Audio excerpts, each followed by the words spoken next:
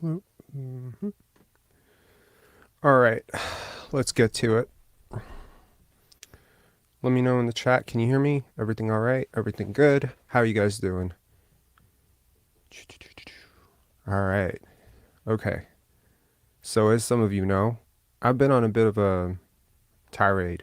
It's a little unhealthy, actually, this obsession, because for a long time I tuned these guys out. I just wasn't. I wasn't listening to them. I wasn't following them. I didn't exist on Twitter. I thought that place was a cesspool. I didn't want to be on Twitter. But then I got a Twitter account. Oh, that was a bad idea. Bad idea, because now I see it all. Now I see everything. When it Grange, when it Doug Smith, when it Josh Lewenberg, when it Will and Alex. I don't want to do this. You think I want to do this? I would just like to enjoy some basketball.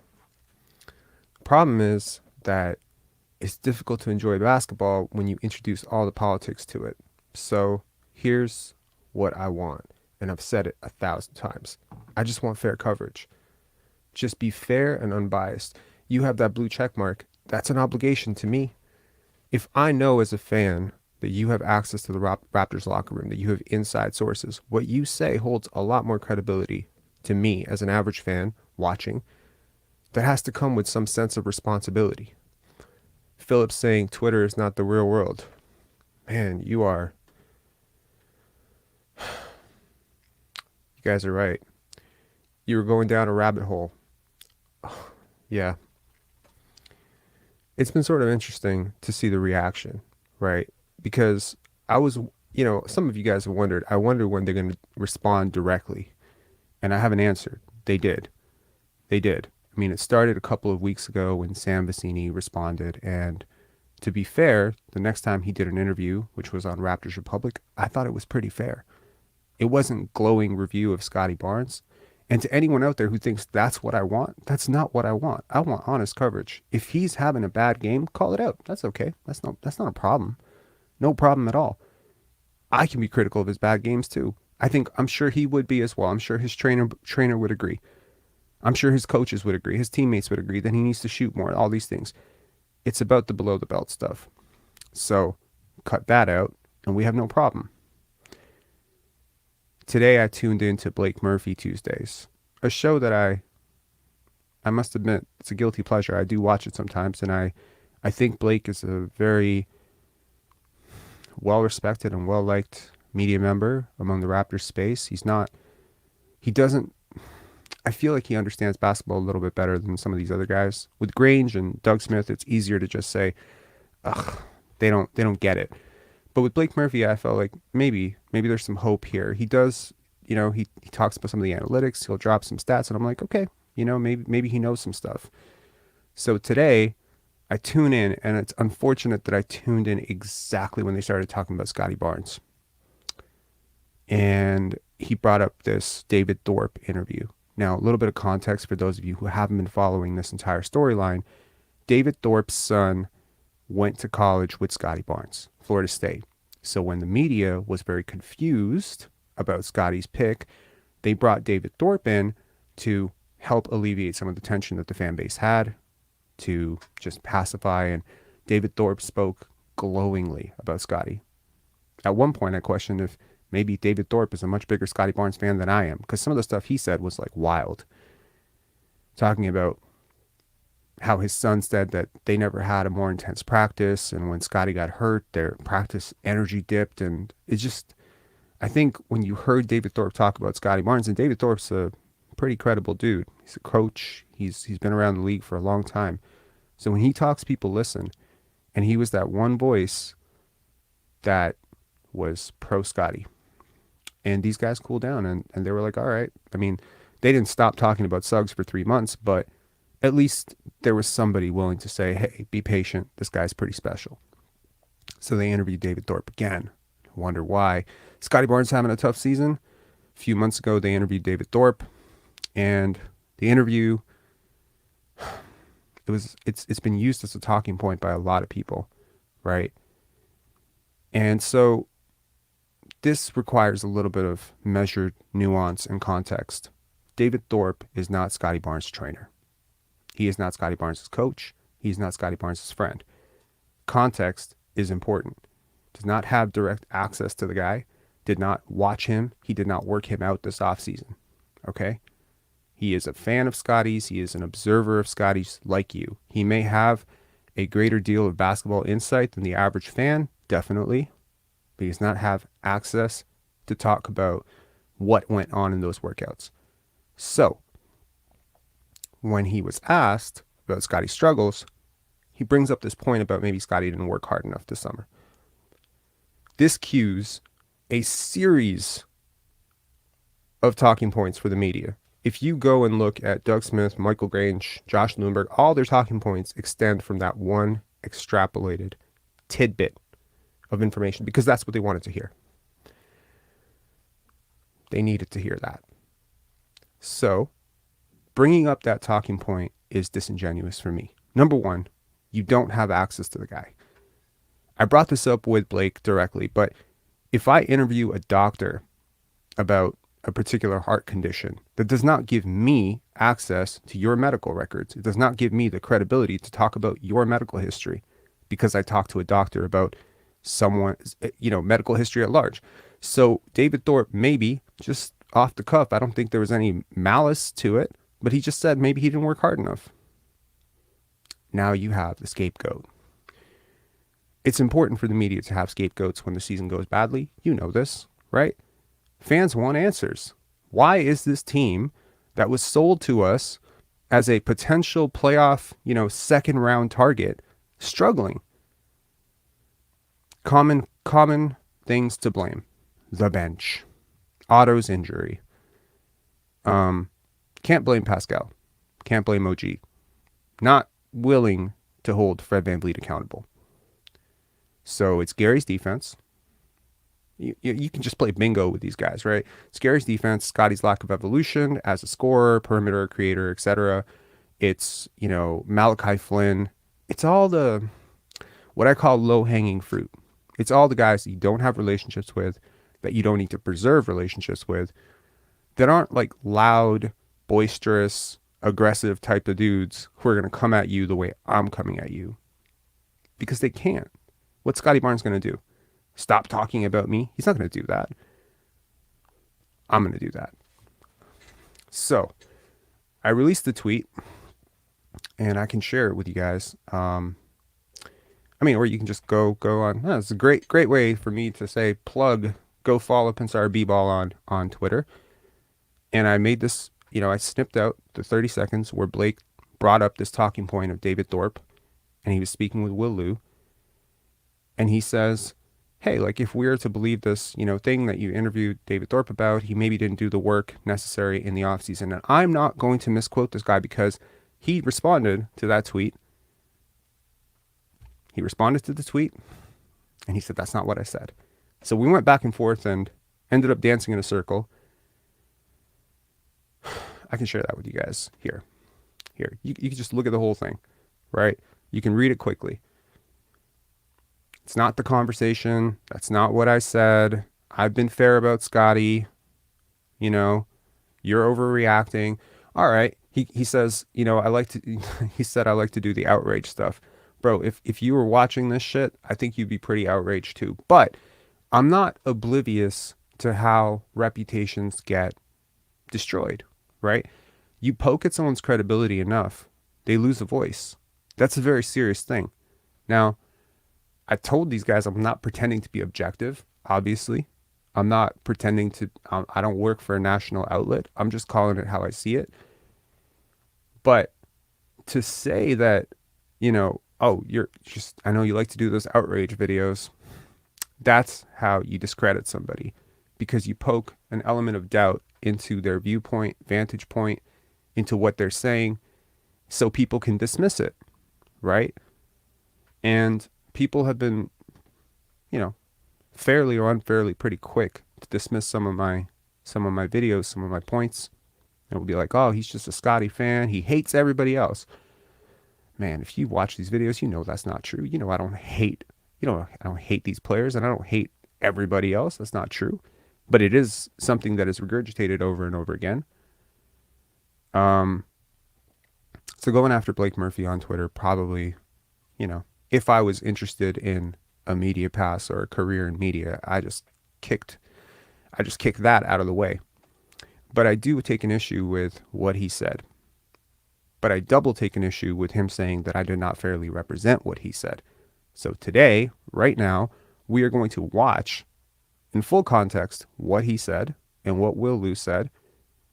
And I'm going to live, and I'll stop it if we need to. And I'll pay attention to your comments, and you can let me know if what I'm saying that they said isn't what they actually said. If there's some context that I'm missing, because I'm a human being. Maybe I misunderstood. Maybe I misunderstood it.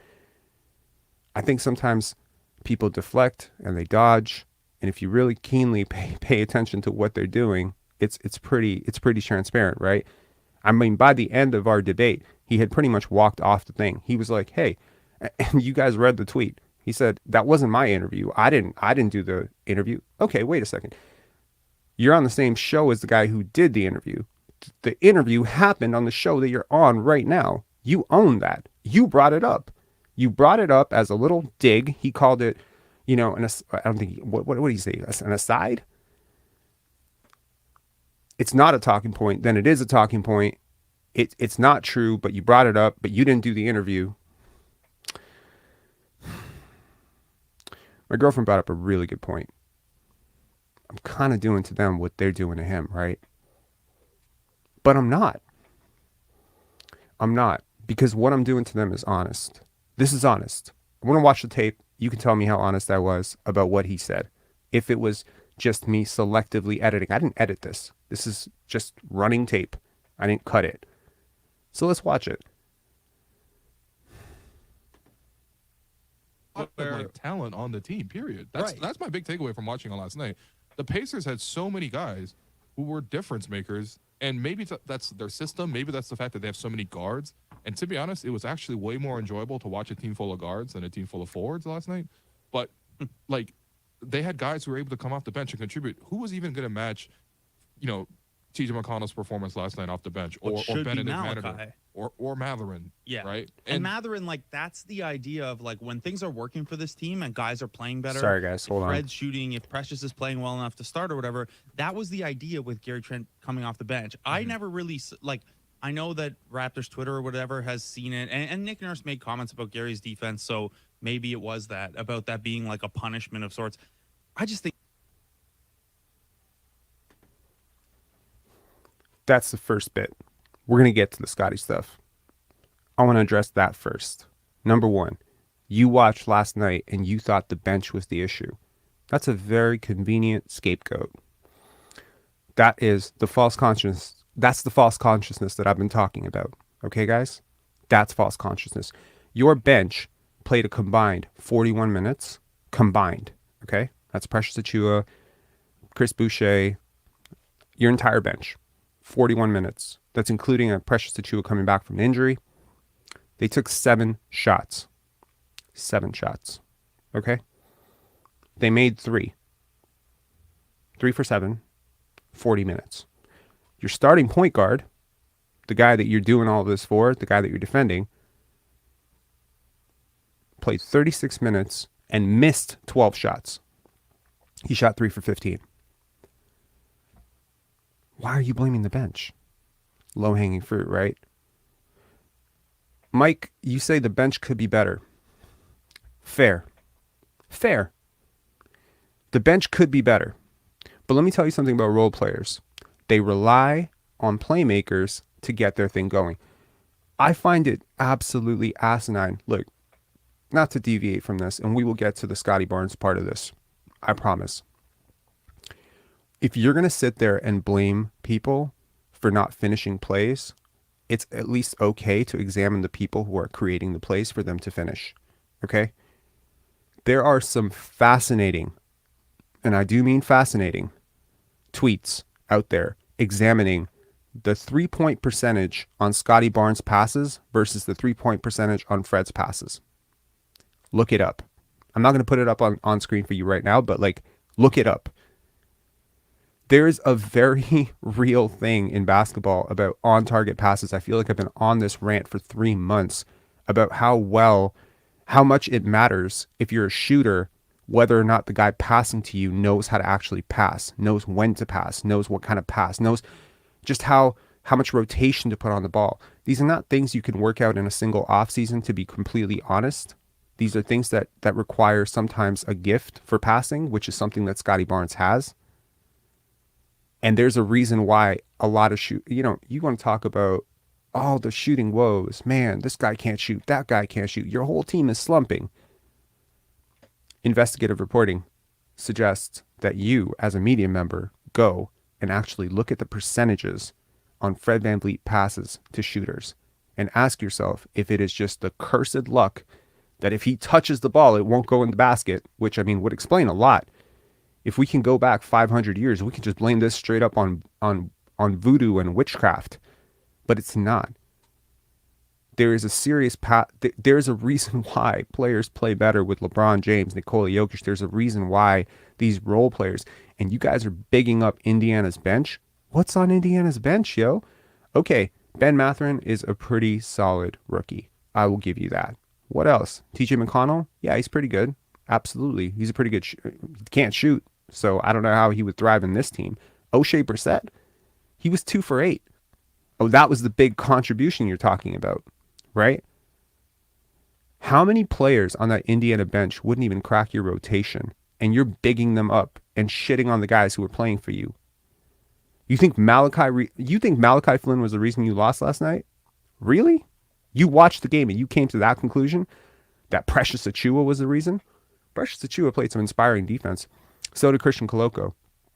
And last I checked, a lot of these guys, they didn't just run a unit by themselves. That's what these guys don't understand. They were playing on the court with starters. It boggles my mind look, guys, I'm not arguing that the Raptors have the best bench in the league. I'm not.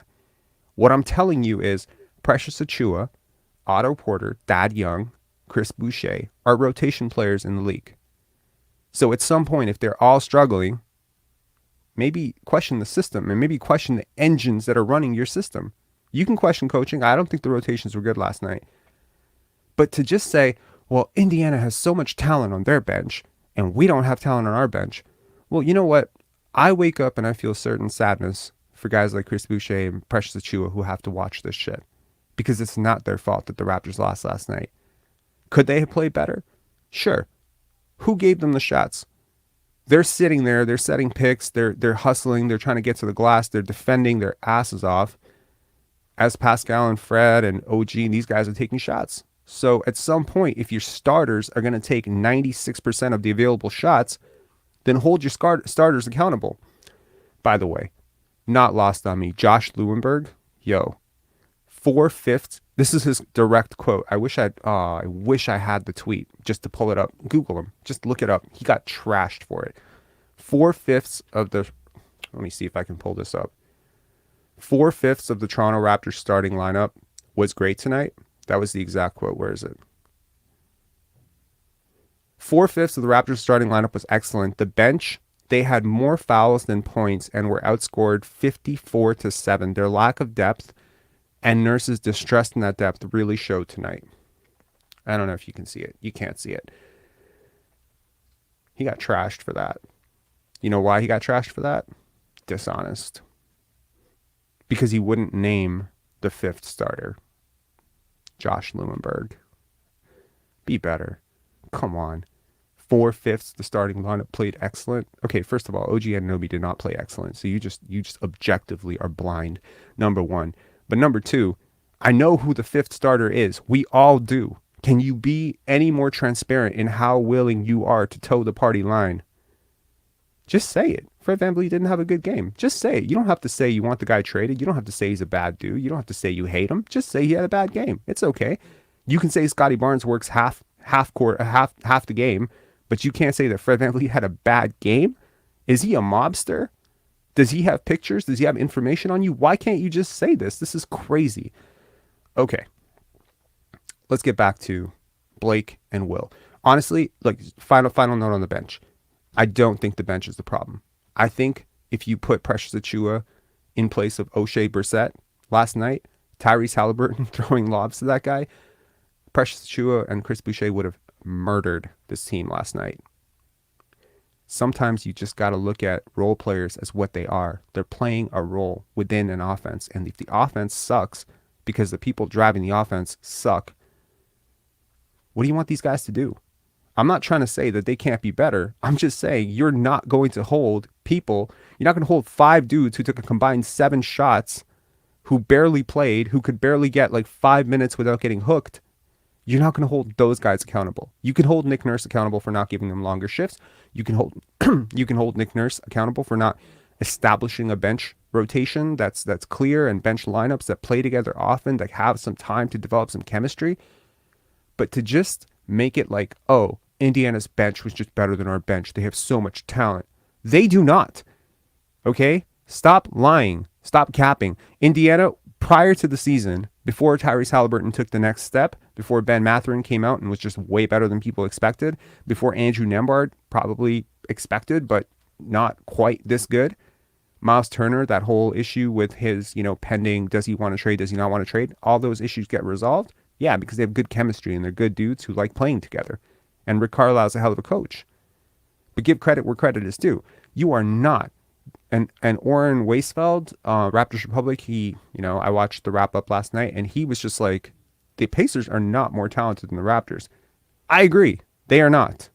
So stop bullshitting about how great their bench is and how much you just, God, wish you had O'Shea Brissett and TJ McConnell. Trust me, those guys would be struggling here too. Jeez. Okay, back to this. If everything else is clicking, him in the Mathurin role is like a really good use of him and a good way for him to get his numbers and get his shooting volume. Last night, obviously, I mean, he's just been on fire. Bro, back-to-back 30-point games, man. Yeah, he's been awesome. And, like, that's going to be – you play that well, it doesn't matter if you start or come off the bench. Like, if you're that hot, you're that hot. But you see what – 3 times down the stretch there, and he had 17 of his 23 points in the second half, less assists on that front. What did you make of this strategy? Are we going to see this moving forward? And if so, how do you want to see the Raptors approach it? Yeah, I liked everything that I saw from Scottie. I thought, honestly, I thought Indiana was going to do something different quicker than they did. I'm in favor of, if you find a thing that works, like even if the Scottie DHOs weren't the optimal thing, like let's say you knew if Scottie dribbles into like high floater range, or that even that elbow jumper that we know he can step into, shooting 42% from that like 4 to 14 foot range this year, that's not bad.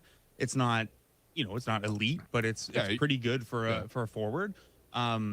So even if you want him navigating that space more, I'm in favor of, especially with a young player, a defense is guarding you a certain way, you find something that works and you do that until it stops working or the defense adjusts. So I like hey, this is what I am right now. And then as the defense shifted and as the guys kind of cooled off around him, turning then into, okay, well, this has to be something different now. Like recognizing the situation, recognizing the change in your team's offensive environment and the defense. I think that's a good sign of growth. Like, he's still really young. So to be figuring that stuff out, and I'm sure he has help from Fred and Pascal and Nick and stuff like that, but to be figuring that stuff out on the fly during the course of a game against a defender who's as good as Miles Turner, maybe not his best example of that last night, but like he's a pretty good defender. Overall. There's a reason Raptors fans have been thirsty for him for years. I thought it was really encouraging, and I've actually, since that weirdness where Scottie walked off the floor in the middle of the possession the other day, like he's really, I know it's only been 2 games, maybe 3. He's been really good. Yeah. He's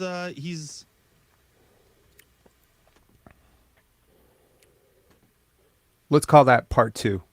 Okay? Part 3's coming. Don't you worry. Part 3's coming, where they bring up the Thorpe quote. The weirdness when Scottie walked off the court. Okay. He got poked in the eye, and standard protocol probably says that he should flail on the ground and lie there until somebody helps him, I don't know, get off with a stretcher. He went right to the back. Was it strange to watch? Sure. But let me just say something about verbal cues. when people raise their voice up, like, yep, it's okay. Do you remember? I don't know. I think like a lot of you guys are guys in this chat. I know there are some women, so I'll be respectful to that. But if you ever got caught with a magazine under your bed, and your mom's like, "Is this yours?" You'd be like, "Nope." Voice goes up, right? I'm not trying to do a body language tutorial here, but trust me, when people lie, it's pretty transparent. Your voice goes up. It's pretty good. It's pretty good. Okay. Oh God, Chad. You know what? You are. I don't believe in censoring people, but you've just straight been like a troll for like, I want to say a year now, like right around a year, right? And I've been pretty patient about it, but consider this your final warning. All right. If you want to take personal digs, like, talk basketball. Don't do this shit, because it's like this is a very innocent comment relative to the comments you made yesterday. But like one more, I'm telling you, just one more, you're getting booted. I don't care. All right. So this talking point of Scottie being a center, which is what they're getting into, right? That's really what they're trying to say here. That Scottie has been much better as a center. And you know what, to anyone who thinks that I'm capping or that I'm misrepresenting what they said, they literally named the show about Scottie being a center. Like, you just go watch it. Okay. It's the whole second half is about how Scottie needs to go back to what he was last year for this team to function well. The talking points are pretty simple. He's good around the basket. They reference his field goal percentage there. He's not taken the step that they wanted him to in, in terms of playmaking as a perimeter scorer. Yeah, nobody said he was going to come out and be LeBron, bro. In 1 year, is that the patience we have for young players in this city now? 1 year, and oh my God, it's not done. It's not. These guys are like the people who cook, who bake a cake, and then like 1 minute later they're like, nope, it's still dough. Yeah, it needs some time to cook. It's so stupid. So the point here of him being a center, I have questioned this so hard. They compared him to Dwight Howard physically in this interview. I shit you not. Okay, I get it. You see a guy. I mean, these guys are close to him. They've met him. They've seen him. And if you've ever met Scottie Barnes like in person, he is a huge human being. It's just not what you associate with a point guard. He's built like a center. That's probably true. He has wide shoulders, long limbs, big hands, long arms. I guess if you want to see it on the surface level, kind of looks like a big, right? So the mental leap that you have to do in order to see him for what he actually is requires a great deal of intelligence, which is probably lacking here, right? Asking these two for intelligence is like, I don't know, asking my dog to give back his bone. It's not going to be a fun fight, right? Thinking Basketball recently had a podcast where they talked about playmaking and how in the modern NBA, with the pace picking up, with playmaking going through the roof, that basically if you have the ball, you're the center. You're the point guard. It's a bit of a weird Freudian slip because I was going to segue that into Nikola Jokic. Nikola Jokic is a center. Yes. Defensively, he's a center. Larry Brown used to have a quote. He said, "You are the position you guard." What position does Scottie guard? It's kind of hard to peg it, right? Because he guards wings. He guards point guards. We saw him, in that video that I released, he was guarding Chris Paul. He's guarding Ben Mathurin last night. So what's Ben Mathurin? Ben Mathurin's a 2. So Scottie's a 2? I don't recall seeing Scottie on Miles Turner a lot last night. Is Scottie a 5? It's disingenuous to say that what they're doing now is, for those of you not watching carefully, right? For those of you not watching carefully, they're trying to present this myth that over the last 5 games he's been well because he's gone back to being a center. That's not true. Because against Phoenix, if you recall, he started at point guard.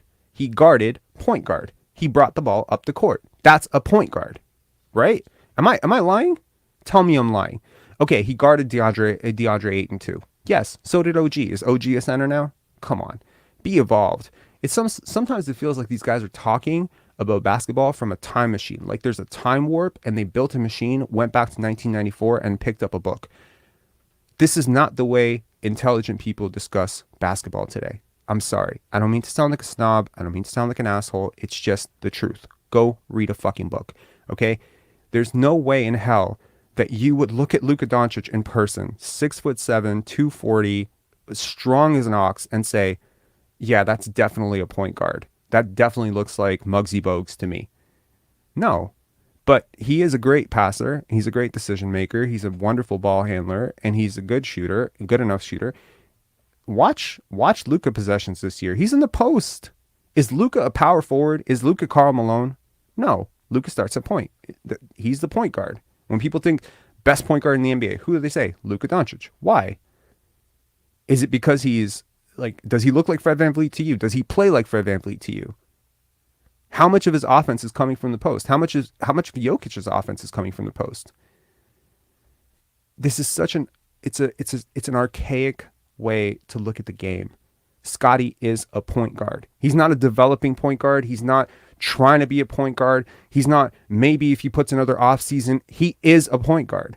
He may not look like a point guard to some guys out there. He doesn't have, Allen Iverson handles. Did Lowry have Allen Iverson handles? Can I ask that question very honestly? So if Scottie Barnes basically was 6 inches shorter, he would be a point guard, right? Y'all thought Jalen Suggs was a point guard. Go watch Jalen Suggs. Tell me if he can run a team. Tell me if he can pass the way Scottie can. He can't. But he's 6'3", so you give him a break. It's such a, man, I can't lie about it. It's such a stupid way to look at the game. This is not the way it works. Magic Johnson was a point guard. He's 6'9". Jason Kidd was 6'4". He's a point guard. Okay? There's a lot of tall playmakers in the NBA. Ben Simmons, 6'10", point guard. Okay? Kyrie Irving plays off the ball when Ben Simmons has the ball a lot. Kyrie Irving is also a point guard. These positions are so fluid in the NBA today. They're so fluid. But sometimes when you're signing a contract, they're not fluid. So, who benefits from the narrative that Scottie Barnes is a center? Well, in a weird way, it allows them to double down on their existing talking points that Scottie wasn't good earlier and he's better now because he's going back to, screen setting, offensive rebounding, and all that stuff. By the way, you can set screens if you're a point guard. That's allowed. I checked the rule book in the NBA and they say screen setting, charge taking, defending multiple positions, guarding in the post, playing in the post. All of these things are allowed. You know how I know? Because I watched Kyle Lowry do it for like 10 years. He did all those things. Go watch Kyle Lowry play. You tell me like Scottie Barnes doesn't remind you a hell of a lot of Kyle Lowry? There's a lot of stuff there. Kyle Lowry, also an excellent rebounder as a point guard. Russell Westbrook play like a point guard. He's in the paint so often. He's rebounding with the centers. So is Russell Westbrook a center? It's stupid. Now let's continue. He's looked a lot more like the Scottie Barnes I expected to see this year. Mm-hmm. And I don't know. I wanted to ask you, actually. I know it's your show and you're the host, but like, go ahead. How much of that do you think is his role definition shifting a little bit to being a center, not just for what he's being asked to do, but who he's doing it against? Yeah, no, I think a lot of it to me is this role going back to center, which he actually played last season for extended stretches. Mm-hmm. And I think it's not just like, oh, he's playing center in the sense that like he's just getting the ball down low and he's just setting screens and it's not touching the ball. Like, he's a center who's going to have the ball a ton, almost in a Draymond-esque way. Almost in like when Ben Simmons used to play the 5 sometimes for the Sixers, especially when Joel was out, and it's not to say that like, okay, these are the most flattering offensive comps, but also at the same time, I think the Raptors are being really practical about it. When they were asking him to be a perimeter creator, he either didn't necessarily show the consistent aggressiveness that you wanted to see from that spot, or even just like, essentially the bag to get past guys or to use screens and the craft and all that other stuff, or the ability to shoot on a consistent basis. And so they're putting him in a position to succeed by more closely defining this role. I think for me, I like the defensive element of it because what they're able to do now is with Scottie on a center and OG on the opposing star wing, you're able to then switch a lot of your pick and rolls, right? So we've seen that with, Scottie on Joel Embiid and then OG on James Harden. That's the central pick and roll action for the Sixers. You can switch that. You can neutralize the advantage, right? We saw that against the Suns where Scottie this time was guarding the ball and Chris Paul, and OG was a lot of the times on Ayton. You could switch that, neutralize the DeAndre pick and Ayton roll. played in that game?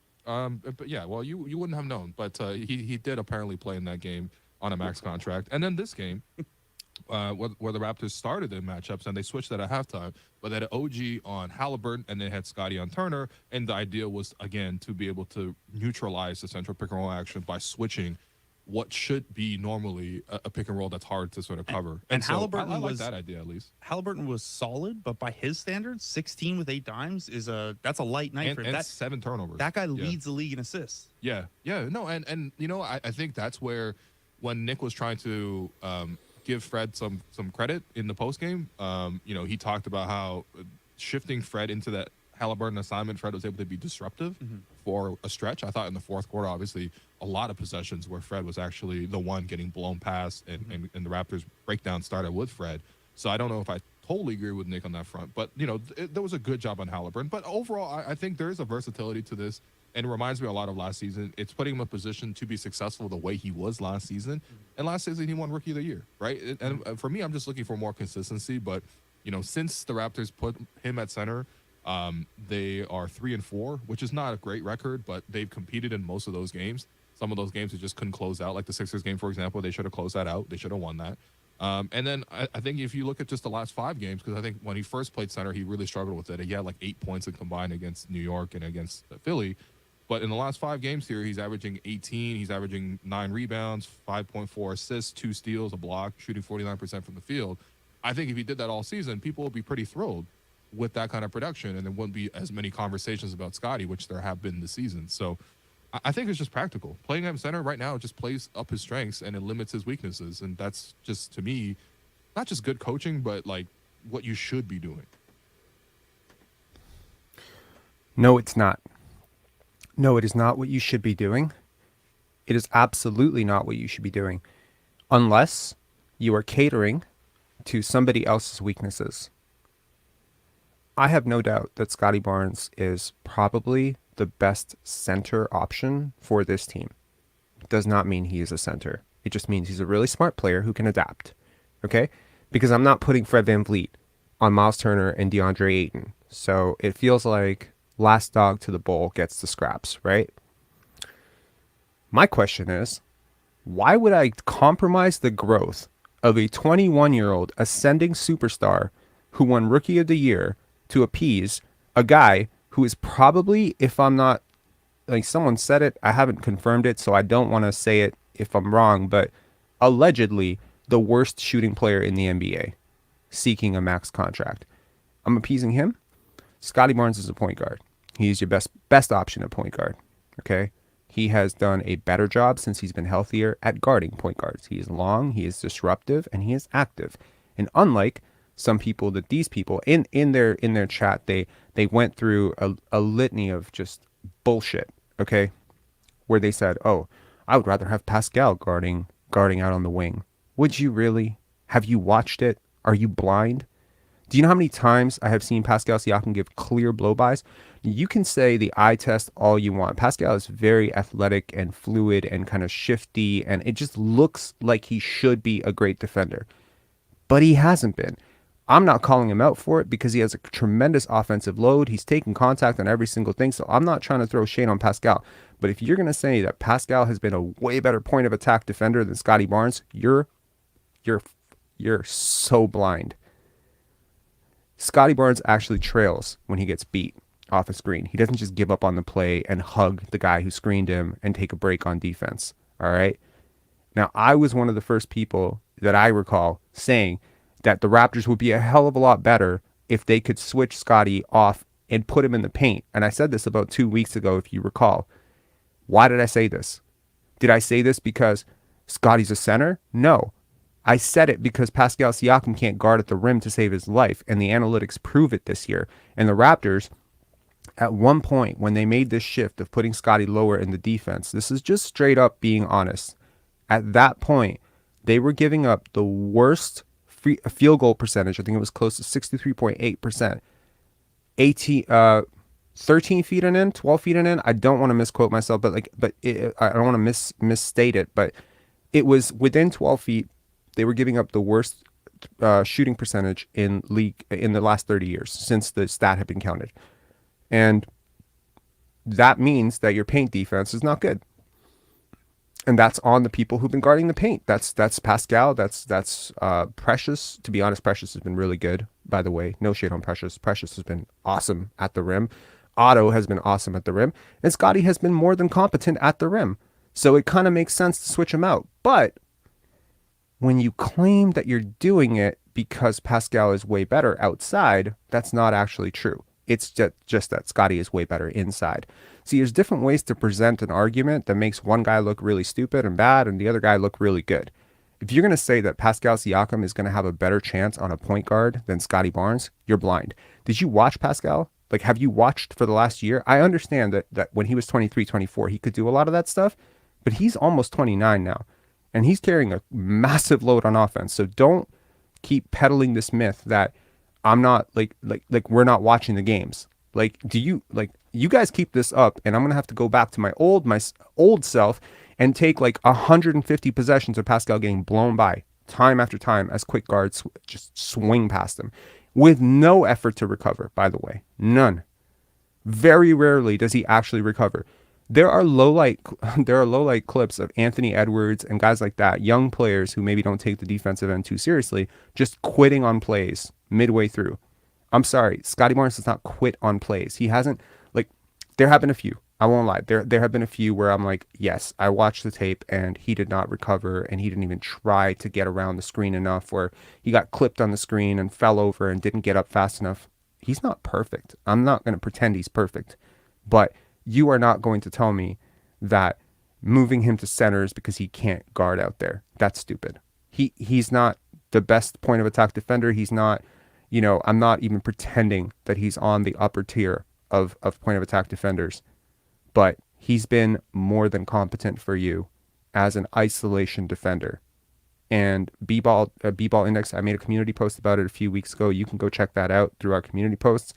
They ranked them out in terms of matchup difficulty, in terms of number of possessions. Everything is charted. I love analytics because it cuts right through the bullshit. If you watch the games, if you study the analytics, you know for a fact that Scottie Barnes has not been as bad on defense as they're making it out to seem. And it's definitely not due to a lack of effort. You know what was missing from this entire, rant on the show about how much better Scottie has been? Here's a brilliant question for all 252, 255 of you watching right now. When's the last time you saw Scottie come up limping? Think about it. When's the last time you saw Scottie grimace his, hold his ankle, fall to the ground, hold his knee? When's the last time? Was it around 6 or 7 games ago? Is it exactly when they're claiming that his season turned around? Is it exactly what I've been telling you, like literally for months now? Wait till he gets healthy. He's going to be a lot bouncier. He's going to be a lot more bursty. What is this notion that, he's just attacking centers? I swear to God, it's like these people think that the tape doesn't exist. It does exist, man. People can go watch the highlights. They don't have to watch the whole game. They can watch the highlights. Who did Scottie Barnes take off the dribble when he went into the paint and hit that layup for the and one? Do you remember it? The and one last night against the Pacers. Who was it? It was TJ McConnell. You know what TJ McConnell is? He's a point guard. He took a point guard off the dribble, used his size, and milked it. Now, because opposing teams are not stupid, they're not going to guard Scottie Barnes with Tyrese Maxey. They're not going to do that because they don't want to get killed. So they're always going to put a bigger defender on him. Now, if you play bigger, which is to say if you put Fred VanVleet on the bench and or trade him, then you're always going to have a mismatch because Scottie can actually guard point guards and point guards can't guard him. That's the whole concept of Vision 6-9. The other point I want to bring up before we get into this last little dig that Blake Murphy swears he didn't make, but he did. The whole concept of positionless basketball is to play fast, not to play slow. Let me paint the picture for you. When you play fast, what does it do for your offense? Well, it allows you to go up against non-set defenses. So if you're young and you're fast and you're athletic and you have a couple of really good transition playmakers, which Siakam and Barnes really are. Okay, and if you can get a third one, you're golden. It allows you to hit defenses before they can set up, which is great because this team has a dog shit half court offense. So running makes sense, which is why Nick Nurse has been calling for the team to push the pace, which is why every time Scottie Barnes, Jeff Doughton, any player on this team who understands basketball well comes into the game, what's the first thing they do? Delano Banton, even him, push the pace because it's not in your advantage to go up against half court defenses when your offense is so shit. Makes sense, right? Unless you have Luka Doncic, it doesn't make sense to play that way. Now, on defense, it makes even more sense because by being everybody 6'8", 6'9" with long arms, switchable defenders, you cut out the advantage the other team has on transition because you can literally switch everybody. That's the whole point about transition defense is like if you have a traditional lumbering big like Rudy Gobert and you have a traditional smallish point guard like Fred VanVleet or even a defensive sieve like D'Angelo Russell, those players can be hunted in transition. They can be caught off guard. They can be off kilter. And the other team, which is running up against you, has advantages. Well, let's see. If you had 5 OG Ananobis, I know that's a pipe dream, but let's just say you have 5 Ananobi-esque players. Let's say you have Precious, Scottie, Pascal, OG, and throw a fifth guy in there that can switch 1 through 4 at least. I don't know. Name somebody. Chat, help me out. Like I'm drawing a blank here. Name a fifth guy who can do that comfortably well, right? Is there someone on this team that you think could switch? I think Precious is I think Koloko is remarkably switchable. I've seen him switch on to guards and do a pretty good job. And in fact, he is actually a participant in SGE 5 OGs can't bring the ball up half court. I'm talking only defense, my guy. Okay, Banton. Banton's a good example. Banton, I have seen him switch on to bigger players and hold his own somewhat. And yeah, okay. So we go Banton, Scottie, OG, Precious, Pascal. Okay, guess what? There's no mismatch in transition. There's no one that can't guard a big. There's no one that can't guard a guard. And guess what? You just cut out transition for the other team. Now they have to set up their offense because you're cutting out the first thing. How many times have we seen the Raptors play in transition and the other team just cuts Fred VanVleet off at the rim, and either he launches a completely stupid shot, or he misses, he throws it out of bounds, or he has to set up the half-court offense because he slows it down, right?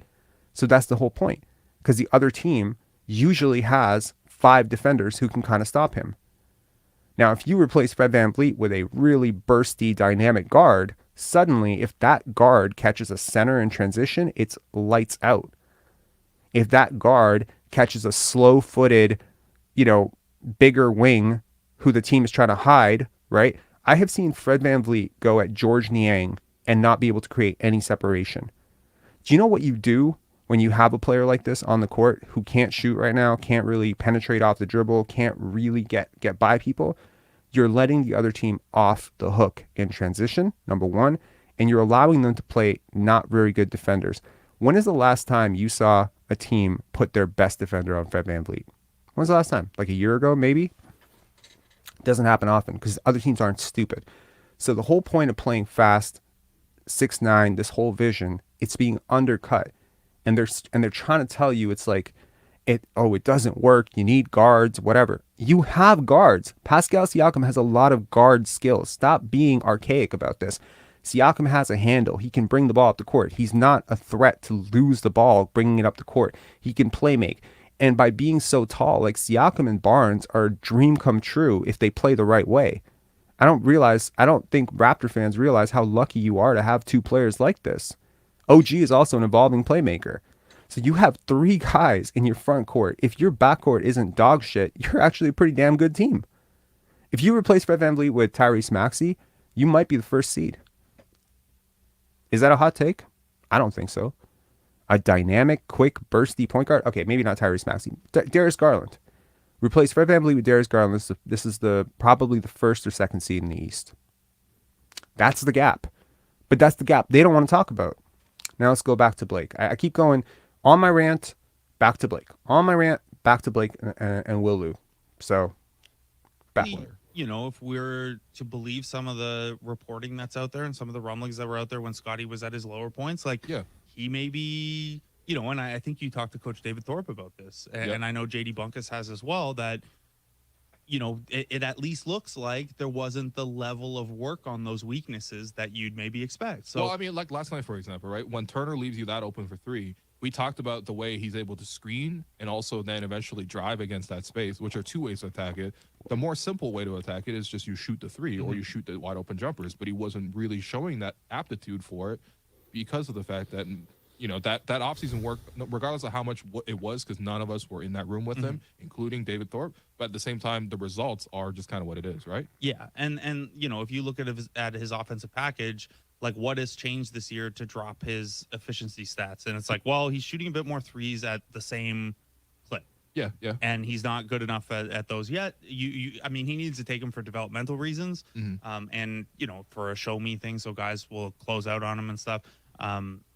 But the one area that it hasn't really changed is he's shooting at the rim the same amount and shooting almost as effectively still at the rim. So when he's in those areas, he's still Scottie Barnes. Now, he could probably nudge that. Like, he shot over 70% at the rim last year. He's at 68.6 right now. He could get that up to 70 if we see a little bit more of the offensive glass crashing, Scottie. Which we have seen a lot more since playing center. And I think that is a natural thing, right? Like, if I think when the Raptors drop their roles, and there aren't huge differences between positions, but the one thing you're doing if you're tagged as the 5 is you're one of the crashers. They usually crash one guy from the corner, and then whoever's in the middle of the floor gets to crash as well. And like part of that is it's exhausting because you got to get back. Sure, But yeah, I think that empowers him to do that a little bit more. And I think that that's always when there's some friction with, like, should this guy have more touches or something like that, a good way to get him 2 easy points or 4 easy points is, you have the freedom to, look, we're going to trust you to make your own decisions on whether you crash on the offensive glass. And if you get it, awesome, it's your possession. If you don't get it, you just better get back. And I think that him in the center role allows for that a little bit more. And then I think defensively, just to close out that side of it, like, if you look at when you just like watch Scottie play defense, where are his strengths and weaknesses right now? And whether it's because of the knee and ankle stuff or not, laterally, he hasn't been that impressed. Like, he's not OG or Precious or Siakam in terms of like lateral movements, I don't think. Yeah. But I mean, at the same time, I've actually enjoyed watching him guard on ball some of these possessions against James Harden, against Chris Paul. I'm not saying he's bad when he's locked in, but if we're talking like you have one possession to optimize this defense, I would put him behind OG and Pascal and probably Precious in terms of like, can you keep a smaller, quicker guy in front of you? But where he's really good is he doesn't really give up position, even though he's not OG sized yet. No, but he's super strong. Yeah, like he's got the like Dwight Howard shoulder width and stuff, and he's really good at keeping his ground. And I think he's just like, he's super smart, and like we know that because of the offensive passing and stuff. But I think it just materializes on defense more around the rim when your role is more reactionary. I think you get to see a little bit more of how he reads the game and feels the game and anticipates. Yeah, no, and look, I like it. Like I like him in this role, and I know it's not like, a position where it seems as flashy, just because of the fact that like most of our projections for him this season was like he's going to take a step forward in terms of the ball handling, in terms of the shooting, in terms of the perimeter creation, and look more like your traditional kind of like star wing. But at the same time, it's also about being practical. When the team is really losing like this, it's about finding everyone in their positions where they can be successful and what they can contribute. And I think Scottie's contributing quite a bit. I have no real complaints about what he's done in the last 2 weeks. Also, since like being shifted to center. In terms of playmaking or initiating and stuff like that, like over these 5 games, he's averaging 5.4 assists and has 2 8-assist nights. Like it's going to be there. And don't forget the screen assist too. Yeah, come on, man. And thus concludes that. Now let's talk about it. Do you think that was fair? Let me know in the chat. Someone said that's fair, and this is why we're doing this. We are doing this to give this a fair shot. Okay? I'm open to hearing that this is fair. But I want to caution you. Scottie Barnes has not been playing center for the last 7 games. That is not true. He has not been guarding centers for the last 7 games. If you want to say that, you can say he's been guarding centers all season, right? He has switched. Look up his versatility index And I will tell you, he's one of the most versatile defenders in terms of who he guards on a night-to-night basis. He's guarded Nikola Jokic last year. He's guarded Jason Tatum. He's been a primary on James Harden. He's been a primary on Joel Embiid. They started him against Joel Embiid in the Philadelphia game. Yeah, because he was the guy that just drew that assignment. He didn't guard him the whole game.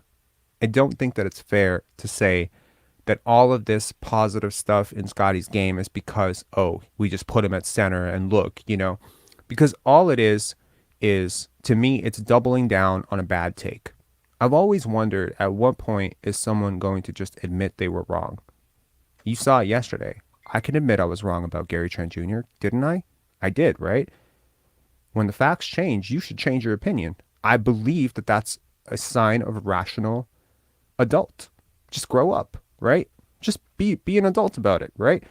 You thought he was going to be Draymond Green and Dwight Howard because you saw him once, you saw a non-scorer, and you just keep going. Go watch the Brooklyn game. He broke Ben Simmons off the bounce. And in this clip, we hear them say, he hasn't really put together any sort of dribbling package. He's not really evolved. The work hasn't been put in. Are you watching the passing? Are you watching the handle? It's a lot tighter than last year. I think it's painful just to listen to this shit because it's not true. But I also acknowledge that they probably think that this is true because you can't know what you don't know. You can't see what you can't see. I get it, right? You see this guy as Draymond Green. I don't. So I'm open to it. Maybe I'm wrong. Maybe he is Draymond Green, right? Maybe all those draft analysts who anchored this completely, absolutely horseshit comparison are right. And it's going to become a self-fulfilling prophecy for these guys. They're going to keep calling him Draymond Green, and every single time they're going to see him set a pick, they'll be like, yep, that was Draymond. And they're going to see him have 8 assists and be like, yep, that was Draymond. And they're going to see him have a tough scoring night and be like, yep, that was Draymond. When have you seen Draymond Green score 17 points in the fourth quarter to bring his team back into a game? Have you ever seen that? I mean, Scottie Barnes is 21. Draymond Green's in his 30s. Draymond Green's been in the NBA for a really long time. He's been on really good teams with excellent spacing. Literally, if you replace Draymond Green right now with Scottie Barnes in that offense, he goes off because there's nothing but spacing in Golden State and nothing but wide lanes to attack. So Draymond Green is in the perfect situation to be impressively aggressive going to the rim. And yet, time after time, as much as this is not shade on Draymond Green, but I have seen this guy throw up Hail Marys at the rim because he simply does not have the burst, the athleticism, the finishing, the scoring package, the shooting ability to do anything close to what Scottie Barnes has done in some of his high moments already. But we're still going to cling to Draymond Green and Ben Simmons comparisons. There's a notion that sometimes you say something so that you can defend it later, right? You say something almost innocuously, like it's just very innocently peppered in. How many times did Will Lou say since being shifted to center? Count it. Go back, watch the clip. Every single time the notion of, oh, Scottie's been better, there was Will Lou right there since being shifted to center. I called out Will Lou 2 weeks ago? There was a guest that he had on from The Ringer. You guys should watch that one. It would be tough to find since these clips are daily and I've sort of lost track of when it was, but I 100% remember that clip. The Ringer guest talks about this Kevin Durant, Scottie Barnes thing revisited. Would it happen today with Scottie's relative, lack of progression and Durant's, ascension really, and the Brooklyn Nets doing well. And so Will Lou, I've brought this up before on these chats, so I apologize if I'm repeating myself to somebody, but they said, the Ringer guest, the writer for the Ringer, said, we love Scottie Barnes. He's awesome. And then he's just like, yeah, well, would the Brooklyn Nets even accept this package because Ben Simmons and Scottie Barnes, it's kind of like too much of an overlap. That's what he said. He said from the Brooklyn perspective, this trade doesn't really make sense because Ben Simmons and Scottie Barnes are too similar. Do you know what the Ringer guest said? Now, he's an American media member. These are the people, the American media, the Ringer, right? That's American. I'm American. The Ringer media are the people, Like, that's an American. I just want to keep saying that. I want to keep saying that's an American till we get through in our heads that the American media member there that we have accused for years as Raptor fans of being of being super biased, hating Toronto, hating Canada, hating the Raptors, not being fair to the Raptors. This guy said, if you give me Scottie Barnes, I will waive Ben Simmons and bring him to the airport. That is a fact. That is how rival GMs, rival coaches, players who actually play this game think about Scottie Barnes. That is why Magic Johnson, Jason Kidd, Jason Tatum, how many players have come to this guy's defense? How many people have saying glowing reviews? You guys say that Scottie Barnes isn't a point guard. He's a developing point guard. Kyle Lowry, in a conversation with Vince Carter, where they were talking about how special Scottie is, Kyle Lowry said that he saw Scottie in high school and he knew immediately he was a point guard. Wait a second. High school? Scottie Barnes is 21 years old. When was he in high school? Was he in high school last month? No. Kyle Lowry saw Scottie Barnes when he was 15 years old, which is about a year later or a year sooner than I saw him. If you've watched Scottie Barnes and you understand basketball, you understand he's a point guard. I don't get where this bullshit comes from that he's not a point guard. It's insane. He's not developing into a point guard. This constant comparison to him and Pascal, of what Pascal took his lumps as a playmaker in Tampa. Pascal has never played point guard. Not once, not ever. Okay? Prior to Tampa, he had never really done it. I promise you, not any point in his high school, college career have you ever seen Pascal do that. Okay? He brought the ball up the court once in a while because Dwayne Casey and Nick Nurse allowed him to do it, but he was not a point guard. He was not a primary facilitator. He did not have playmaking chops, and he developed it. And that is kudos to Pascal Siakam for doing that. But stop comparing a dude who has been playing point guard since he was in grade 7 to a guy who learned how to play point guard at 25 years old. It's stupid. Stop doing it. It's just so stupid. I don't know how to. It's like, I'm just getting angry now. It's just like, this is back-to-back live shows. These guys are irritating as hell. So 260 people watching. I'm going to make a nice little wager that one person who's watching right now is actually part of the community that I'm addressing. So, open challenge to you. And I would bet anything. Like, I know. Okay? I know. Trust me. I've been watching it. I've been listening to it. You guys are all aware. You can call it fringe. You can call it whatever the hell you want. You can call me a fanboy. You can call me, completely insane. I don't care. Trust me. That's the difference between me and you. I don't care what you say about me. I know what I'm saying. I understand the game of basketball. I obviously am speaking from a perspective that I have studied this game very deeply, and I trust the work that I have put into breaking down all this game film and understanding this sport, that you are not just going to simply say, well, you like to, I know you like your outrage videos and you're going to undercut my authority. I don't really have any authority. I don't see a blue check mark next to my name on Twitter. Do you? No. So here's Jason from the 6 hating on Spicy P again. Are you insane? What are you talking about, bro? Watch the okay, now I feel like I'm being Blake Murphy now. Actually, watch the context of what I just said. I did not hate on him at all. Not once, not at all. Okay? There's not any hate towards Pascal at all here. None.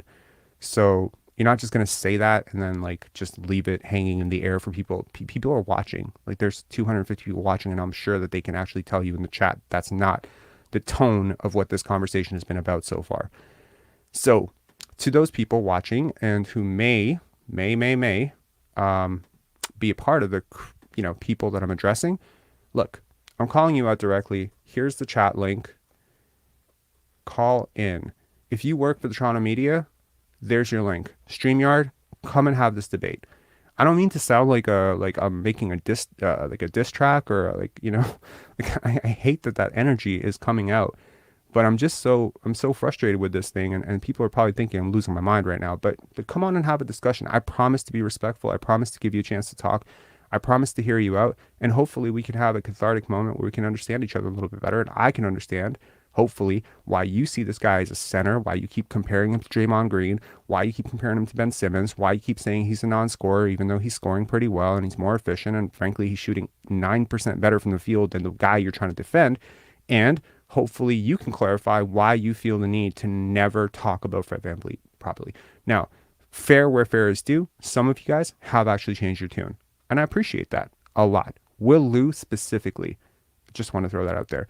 I really do think he has come a very long way from his talking points earlier. He's been critical of Fred VanVleet. I feel like what he said in this, to some extent, was at least he offered some balance, is what I'm saying. I don't agree with everything he's saying, but I think that he's making an attempt to go past his biases, which is all I've been calling for, right? Is if we're going to take you guys seriously, if you're going to write for national news outlets, then I just want to know what your bias is. And I want everybody else to know what your bias is. And I also want to know what your blind spots are. Okay? When you call parroting, I'm going to call it parroting, like a parrot, right? You parrot, polywater cracker, right? Same shit. No thought, no, just a regurgitation, right? Here's the problem. Reporting, actual reporting requires investigation. Not all journalism is deeply investigative, but trust me, as someone who has done this, I will promise you that what you're doing is not reporting. What you're doing is talking, right? When you say that in your reporting, what Blake Murphy said in that clip about Scottie Barnes and David Thorpe in that interview, you said, like, in your reporting, I take an issue with you calling that reporting. It's parroting. You are parroting a talking point by someone who does not know Scottie. That is a fact. And I'm glad that he brought it up. I'm glad that he said it because I have really been irritated that every time that David Thorpe thing is brought up, they present it like David Thorpe would know. How do you know? Okay, here's a question for the chat. Do you know what my apartment looks like? No. You know what this room looks like. This room is a storage closet in my house. It's not a basement. It's not my mom's basement. My parents unfortunately died. This is a storage closet that I converted into a little office. And at some point, maybe I'll take you around and I'll show you some stuff. Like I got a camera here. I got my, I got my phone. I got this cup. Here's where it changes, and hopefully it does change, right? I've got a little water bottle. I got a light. I got some books back there. I like to read. But do you know anything about what my apartment looks like outside of this room? No, you can't. You can't know it because you've never seen it. So investigative journalism would implore you that instead of assuming what this place looks like beyond this, that you come knock on my door, you call me, schedule an interview, and you take a tour, and then you can talk about it. So when you talk about Scottie Barnes' work ethic this offseason, so someone's saying, I see a Batman figurine. Correct, you are. We got Batman. That's nice. I'm a big Batman fan. I always identified with Batman because he was an orphan. Sorry, not to make this sad, but I don't know why. That part of the story always touched me because I lost both my parents when I was 20. So my point is, you can't make a conclusion about what the rest of my place looks like. You can't say whether I live in a pigsty or whether this place is a mansion or it's immaculate. It's not a mansion, I promise. But you know what I mean? You can't. So you cannot make a conclusion about how Scottie Barnes worked in the offseason unless you were there, unless you talk to somebody who was there, and that person concludes. If you actually know, if you visited him this offseason, you can't just say, well, it's not working out like we thought. So instead of saying, oh, he's injured, oh, he's struggling, it's a sophomore slump, like the type of excuses you would make for Fred VanVleet, you just say, oh, you didn't work hard enough. And you think that's fair. Because in the tweets that I exchanged with Will, he said that he was being fair, that he's covered Fred fairly. And I quipped back, that's an opinion. Sorry, covered Scottie fairly.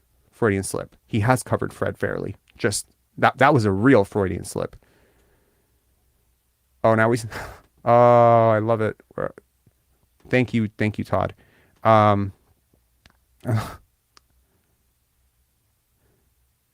Okay, so what's my point here?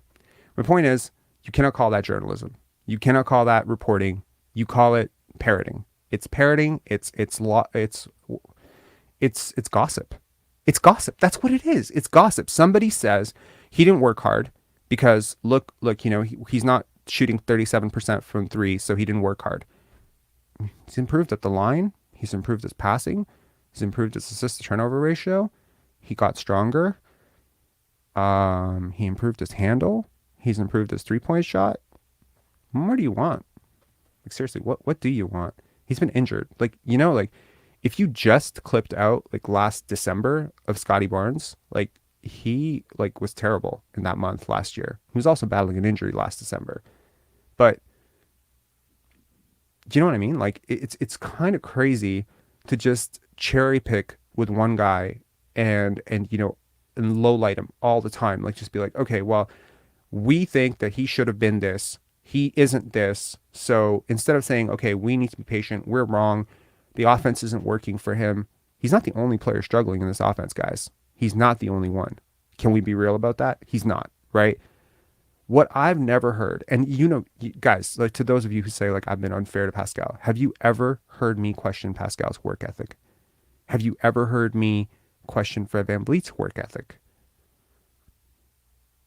No. Have you ever heard me question them as people, apart from saying that I think they play selfish brand of basketball?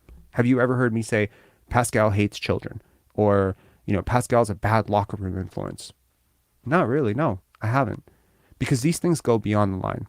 You start questioning people's work ethic. I've actually been very complimentary of Pascal's work ethic. I think he has exceeded every expectation on the planet. He's been incredible in terms of setting the tone for how hard you have to work to make it in the NBA. It's a truly inspirational story. I myself draw inspiration from how hard Pascal Siakam works. That doesn't mean I think he's a superstar or a top 5 player. It just means respect where respect is due. Fred VanVleet also works very hard. Fred VanVleet worked very hard this offseason. It has not stopped him from having a dog shit season. Can we reconcile that those two things can exist at the same time? That a person can work really hard and prepare really well and not get the results that they want without you having to basically say they didn't work hard, therefore the results speak for themselves. No. There are 1,000 reasons why a player can struggle on a year. You are not going to tell me that Jason Tatum struggled in year 2 because he didn't work hard. That's bullshit. It's total cap. And I guarantee you, if I can get Jason Tatum on here, he would tell you how much work he put in going from his rookie season to his sophomore season. He still had a slump. It happens. All right, let's get to some calls. I don't see any media members calling in, but hey, man, I'll put the link in again for you guys. And if you know these guys, and I know some of you know them for sure, like these guys are pretty known to a lot of players or people, let them know. Just come on. I promise to be fair. I promise. No cheap shots, no digs, no yelling, no screaming, no, under my breath saying anything. Yesterday, somebody said that after the call with Marco, Marco, who's in the chat right now, that I swore, and then that was unprofessional. I said effing hell because I was frustrated with the conversation, and I don't know if you can tell, I don't have a poker face, so I'm frustrated by something. I can't really hide it, so I apologize. That's just kind of going to be me going forward. Sorry, guys. It's just it is what it is. We have okay. Let's get to the chat, and we'll try to wrap this up Let's say by 9:45. Okay. First up, we got Chad. Chad, how you doing? I see. Wow. Yeah. Chad, you there? No, Chad is not there. Okay. We're going to go to Thierry, then we're going to go to MSJ, then we're going to go to Samuel. Thierry, how are you, man? I'm good. How are you? I'm good. All right. So I just had a few questions for you concerning the definition of a point guard. Sure. So I hear you talked about how Scott is a point guard and not a center, et cetera, et cetera. Mm-hmm. So what makes a point guard, considering Ben Simmons and Steph Curry are both point guards?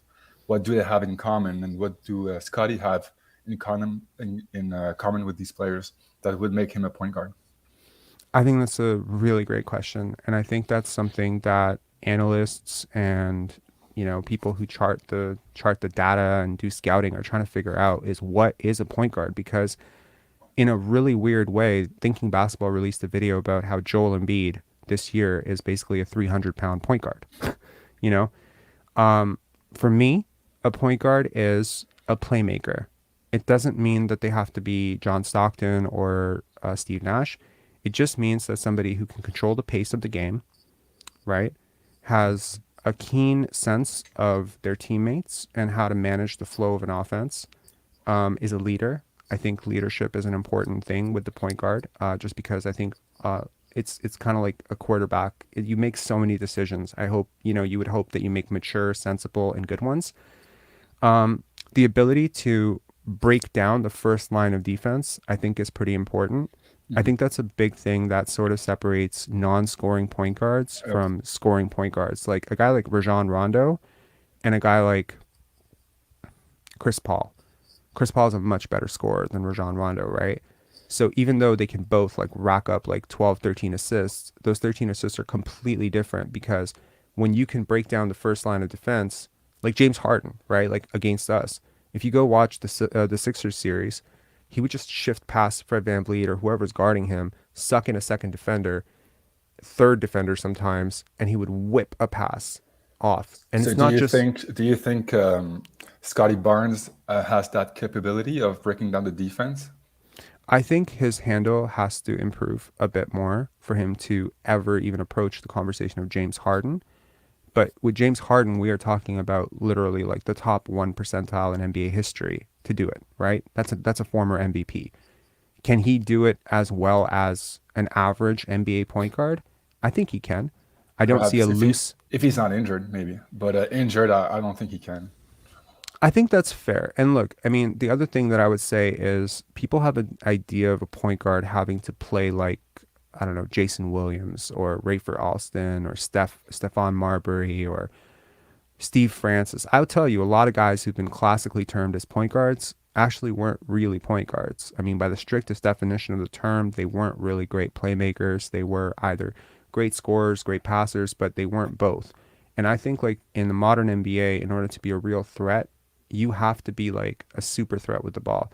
So Scottie needs to become a better shooter. I will concede to that. He needs to be a lot better at breaking down his defense. But that doesn't mean that the play has to start at the top like it does for all these other point guards, right? So what about Jokic? Because Jokic has all the qualities a point guard should have, but maybe there's maybe he's not breaking down the defenders, but other than that, he is because like when you say break down the defense, right? Most people probably have the same flash in their mind that I do, which is Allen Iverson, cross, go through. Well, Allen Iverson was great at breaking down defenses, but what position did he play for the vast majority of his career? Shooting guard, right? They tried him at point guard when he came out of Georgetown. It didn't really work very well. The Sixers continued to lose. And then eventually what happened? They brought in Eric Snow to be more of a traditional point guard so they can get Allen Iverson off the ball. We're seeing this with De'Aaron Fox as well. De'Aaron Fox in Sacramento is quote unquote a point guard, but who's their playmaking hub? Domantas Sabonis, right? These positions are somewhat fluid. However, when you think of breaking down a defender, it doesn't always have to be over a crossover from the top of the key. It can also be from the paint. It can also be like, by setting a pick. I just see like, it's very disingenuous, I think, to say that because a guy doesn't do it the way another guy did it, that he can't do effectively the same thing in a different way. But so would you say Jokic is a point guard then, or a center? I think there's a fair point to be made that he is a point guard. He's shooting above the break threes. He's passing the ball in transition to find outlets. He's a point center. I feel like those are just terms. Like Jokic can be a center and a point guard at the same time. So could probably Scottie. What's the difference between Nikola Jokic and I think Thinking Basketball has been on tirade like recently. Do you watch Thinking Basketball? I'm curious. I've watched a few clips. Yeah. Okay, so the last two podcasts have pretty much been exclusively about Nikola Jokic's passing, and it is really something revolutionary that this guy is doing. And I'm not just saying that because we come from the same country. He is truly incredible.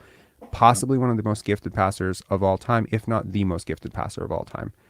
And his 8th most impressive assist on a nightly basis is like the most impressive assist for most point guards for the entire year. The stuff that he's doing with the ball is just mind blowing. I'm not saying Scottie's on that level. There are levels to this, and Scottie is like a notch below like Harden, Jokic, Trae Young, James Harden, Darius Garland. There's a lot of gifted playmakers in the NBA, and I wouldn't say Scottie's a top 10, but he's definitely, in my opinion, the best playmaker on this team in terms of passing.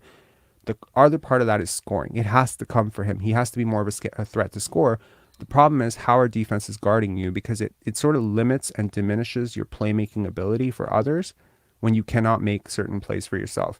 Scottie being uncomfortable and timid taking threes is hindering his ability to make plays for others, because if he's a threat to score out there, or if he's a threat to blow by center because he has such an interesting dribble package or whatever, then he can suck in the defense, and then he can shift out and find shooters or whatever.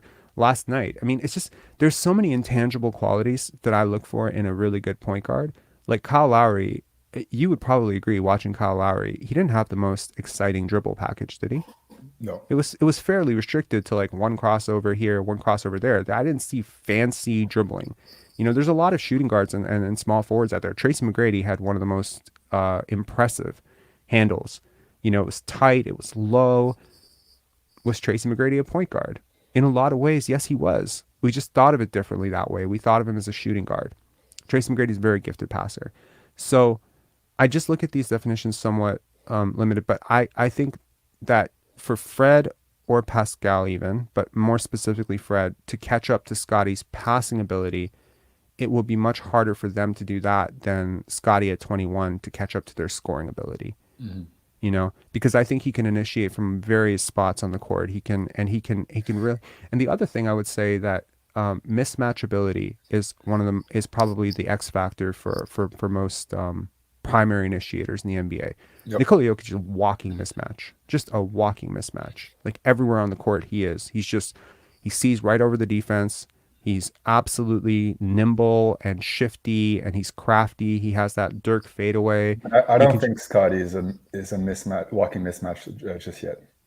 Not yet, no. But I don't think Jokic was a walking mismatch at 2021 either, right? These things grow. But all I'm trying to say is, why do we harp on these media members for calling him a center or a point forward if that's kind of what he is? Because point forwards do play, make our leaders, such as Draymond Green. Because the narrative and the talking point so far has been that he is thriving because he has moved to center, which I don't think is a genuinely honest. I don't think that's an argument in good faith. He hasn't, like, there hasn't been a clear shift of, okay, well, he's guarding centers now exclusively, so he's a center now, and that's why he's playing well. I don't think that's why do they say he switched to center? What's the difference? I think primarily it's because a lot of like those Coloco lineups that were previously being implemented, you know, Scottie's jumping center now, so they see him as a center. They see him as a center last year. He's just the biggest guy on the court. Well, that's the problem. First of all, I mean, Siakam is the tallest guy on the court. There are plenty of times this year where Siakam has started at center and Scottie has started at point guard, right? Scottie started at point guard when Fred VanVleet went out last year in the playoffs. He started 3 games at point guard. He ran point for you a lot. But so did Siakam. Siakam's a point forward for you. Yeah, so if Scottie's... Siakam can guard bigs. Pardon? Siakam cannot guard bigs. That's fair. And so because Scottie is sort of like the younger player, and there's always the onus is on the younger player and or the worse player to adjust to the better player, well, Scottie will take the defensive mismatch or the defensive matchup that Siakam can't handle. But I just think that it's not being presented that way. It's not being presented as, well, Siakam can't handle big, so Scottie's having to play big out of necessity. The talking point here is that this is who he is. Because in all honesty, this is who Draymond is, and this is who Ben Simmons is, and this is who they believe he will be. They have this idea that he is that level of player. And by the way, Draymond and Ben Simmons are all league defenders, and if Ben Simmons can get his career back on chart, we're talking about 2 Hall of Famers. So that's not to say that they're comparing him to a bad player. What I'm saying is they're comparing him to a player that he has not as much in common with as they're trying to make it out to be. It would be Fair. like comparing Kawhi Leonard to Bruce Bowen. I think that's the perfect example. I was screaming off the mountaintops in 2011, 2012 when that comparison came out that, oh, Kawhi Leonard's like Bruce Bowen. He's just replacing Bruce Bowen. And I thought that was irritating because if you watch Kawhi, you would see that, no, there's so much more to his game that's going to come. And that's gonna come, but that's the thing. Like I think right now, Scottie Barnes has a lot of in common with Draymond Green, except probably a better shooting touch and ball penetration. But I don't But- think that that's true at all, Thierry, because look at the size. Look at how he finished. He's an above the rim finisher, and Draymond is not an above the rim finisher. That is a massive difference. Wasn't When he in his prime? I'm not No. sure, to be no, honest. But he was like not? he can dunk, but he's not an above the rim finisher. I mean, you look at all of Draymond's college tape. All the reason that he why do you think such a gifted rebounder, gifted defender, gifted playmaker fell all the way to the second round? Like Draymond was an incredible college player. Largely it was because people thought he was too small to play his natural position, which is center. He's 6'4". So can we Draymond Green agree- is 6'4". So can we agree that right now Scottie Barnes plays the same as Draymond, but with the better shooting and better finishing around the rim? Then that's that not be fair? Draymond anymore. That's not Draymond anymore. No, I know it's not, but But this is like, look, let me put it this way. This is like saying Rajon Rondo plays exactly like Chris Paul with worse scoring. That's probably an astute thing to say, right? But it's completely crazy as well because these two compare. You're talking about a top who would you six. compare Scottie to? Is there any comparison you have in your head? I see a lot of Kawhi, for sure. A lot of Kawhi in the post. His scoring package is kind of coming along. Shots going to come a little bit more. Giannis, a little bit of Giannis, Magic Johnson, Scottie Pippen. There's a lot more. He has a lot more in common with those guys than he does Ben Simmons. I mean, let's be real. He scored 5 threes in a single game this year.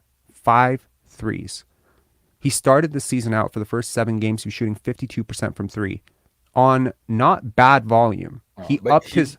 He's definitely gonna get better at shooting, and he's gonna Absolutely, be because he great puts a lot of shooter. work into it. But it's like if you're talking about Draymond Green, but a 25 point per game scoring Draymond Green, you're not talking about Draymond Green anymore. If you're talking about Ben Simmons, but not nearly the defender Ben Simmons is, and he takes 5 threes a game, then you're not talking about Ben Simmons anymore. But the tag is Draymond Green comes with connotations. If I let me give you an example. If I compare a player to Kyle Lowry, what do you think about him? What's the first 2 things that come to mind? Hustler, playmaker. Great, perfect, gritty- exactly. gritty. Me too. Gritty, hustler. You're assuming he's probably a point guard. If I compare a player to Ben Simmons, what's the first thing that comes to two things that come to mind? Can hit free throws, won't dunk. Can't hit free throws, won't take threes, maybe a bit of a prima donna. You make this thing into a self-fulfilling prophecy. You keep comparing players. Like, look, we saw it with Harold Miner in the 80s, 90s, whatever, with Harold Miner, and we saw it with Michael Jordan. We saw it with Michael Finley. Like, there was a string of players after Jordan. There was a string of players who were compared to Jordan, right? Penny Hardaway compared to Jordan. Grant Hill compared to Jordan. Vince Carter, next Jordan. Kobe Bryant, next Jordan. Kobe came not as close as people think, but the closest that anyone does. Jerry Stackhouse, next Jordan. Why did we compare Jerry Stackhouse to Michael Jordan? He's never as efficient, never the athlete that he was, never the scorer he was, but it became a self-fulfilling prophecy because he went to North Carolina. And look, Vince Carter, not Michael Jordan at all. Not Michael Jordan on defense, not the type of athlete Michael Jordan was. He might have been a different type of athlete, and some would argue a better athlete. You cannot watch Michael Jordan in North Carolina and watch Vince Carter in North Carolina unless you're dumb and say these two players look like each other. They don't at all. Mm-hmm. But they're 6'6" and they dunk. Mm-hmm. So we weight the expectations of Michael Jordan onto Vince, but we also weight all the negative connotations of Ben Simmons and Draymond Green onto Scottie Barnes. And it becomes a sort of self-fulfilling prophecy where now fans see Scottie Barnes taking a 3, and instead of saying, hey, that's great that this Ben Simmons clone is taking 3s, they're saying, why is this Ben Simmons clone taking 3s and not dunking near the basket? Because that's who we expect him to be. I'm talking like the psychological conditioning. I know this is gonna like this is deep. For some people, maybe they're thinking I'm too deep. Like I'm off the deep end. Maybe some people think I'm crazy. But do you But really think people are asking, like, okay, let's have a situation here. So let's say you have an NBA player that sees Scottie, like let's say last game, they see Scottie play for the first time in their life.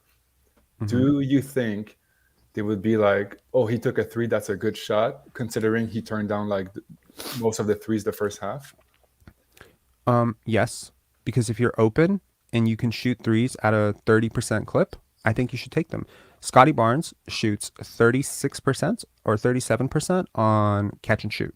That's very good, No, but actually. just by the eye test, would you blame the person Forget the eye test. to think that Scottie, that's a good shot for him? No, I would not. I would not forgive a fan who doesn't study the game, doesn't study the tape, hasn't done the analytics work. I don't blame anyone out there who thinks Scottie Barnes shouldn't be taking threes.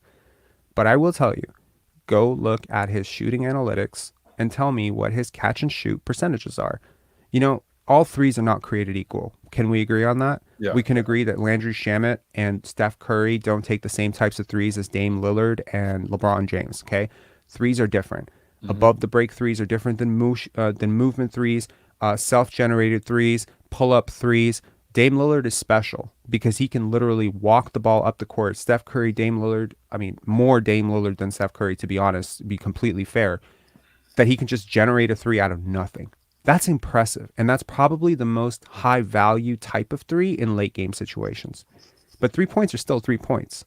So having a motion 3-point shooter like a Reggie Miller, who, did a lot of his work off 1 dribble, 2 dribble pull-ups, that's impressive and important. And if he can make that at an above league average rate, then it's a good shot. Reggie Miller, Allen Houston, they're completely different players. Rip Hamilton, completely different player. Players get their shots off in different ways. Scottie Barnes struggles at certain types of threes, but not all threes. He struggles at certain places on the court. If you read his shot chart and his analytics, there are certain places on the court where he struggles. There are certain places on the court where he's blistering hot. And he needs to realize that. His teammates need to realize that. Nick Nurse and the coaching staff need to talk to him about it, that there are actually shots where he's shooting above league average from three. When have you ever been able to say that about Draymond Green or Ben Simmons? Much less be able to say it about them at 21. And to me, that is the work. When Scottie Barnes says the work's going to show, look, I feel bad for this kid because part of me is like, he worked really hard this offseason, and this season has not gone as he planned or as coaching staff planned or anyone planned. And we can call it what it is. We can say it's a sophomore slump. We can say it's injuries. We can say he hasn't met expectations, and that's fine. But when we start saying that he didn't put in the work to prepare for this season properly, he needs to get off Twitch. No, he that's needs foolish. to stop. That's dumb. That's just dumb. I mean, but that's exactly it. Those are the talking points. Go read any Reddit thread or whatever. It's all the same shit. But anyways, I don't want to take too much of your time, and I know you already. No, this has been a covered these fascinating points. discussion, and I think you've brought up some really good questions. Yeah, what I really wanted to highlight or just understand from you is the definition of a point guard. What a good point guard skills. I think he manipulates are. defenses really well, and that's what I like about him. I think he's naturally unselfish. I think he has a great pace for how to push, when to slow down. You can say that assist to turnover is the golden standard for NBA point guards, and in that case, he's a much better point guard than Cade Cunningham is, right? Because he has been consistently better than him on assist to turnover ratio for the last 3 years, and that's a fact. So if Cade is a point guard, why is Scottie not a point guard? Cade shoots 30% from three as well. Why is Scottie not a point guard? It's because he doesn't move like a point guard. That's the problem. It's a complete bias in terms of how a guy's game looks versus what it is. To be honest, Kawhi's game is not always the prettiest. It's not as smooth or flashy, but it is effective. It does work. No one is questioning whether Kawhi is an effective scorer. Just because it doesn't look as flashy as Vince Carter, it doesn't matter. Ball goes in. It doesn't matter, right? So anyways, man, I really do appreciate you coming on, and thanks. I think you've called before. I remember your name. I called one of the first live. You're in Ontario somewhere, right? No, near Montreal. Yeah. Near Montreal in Ontario, or near Montreal in Quebec? No, in Quebec. Okay, cool. Anyways, man, thank you so much for calling in. Appreciate it. All right, thanks to And you. until next time, see you. See you. Okay, next up, Chad. You're back. Chad, how are you doing? Hey, buddy. Sorry about that. No worries. I don't know what Thanks for happened. waiting. Yeah, of course. I've actually realized the best way to watch your channel is in queue because I don't need to stay on the YouTube channel. I can go do other things and I can still listen in. Hmm. It's pretty sweet. So I was able to kill some time. Missed you through the holidays there, but great videos. I've been keeping up in the background.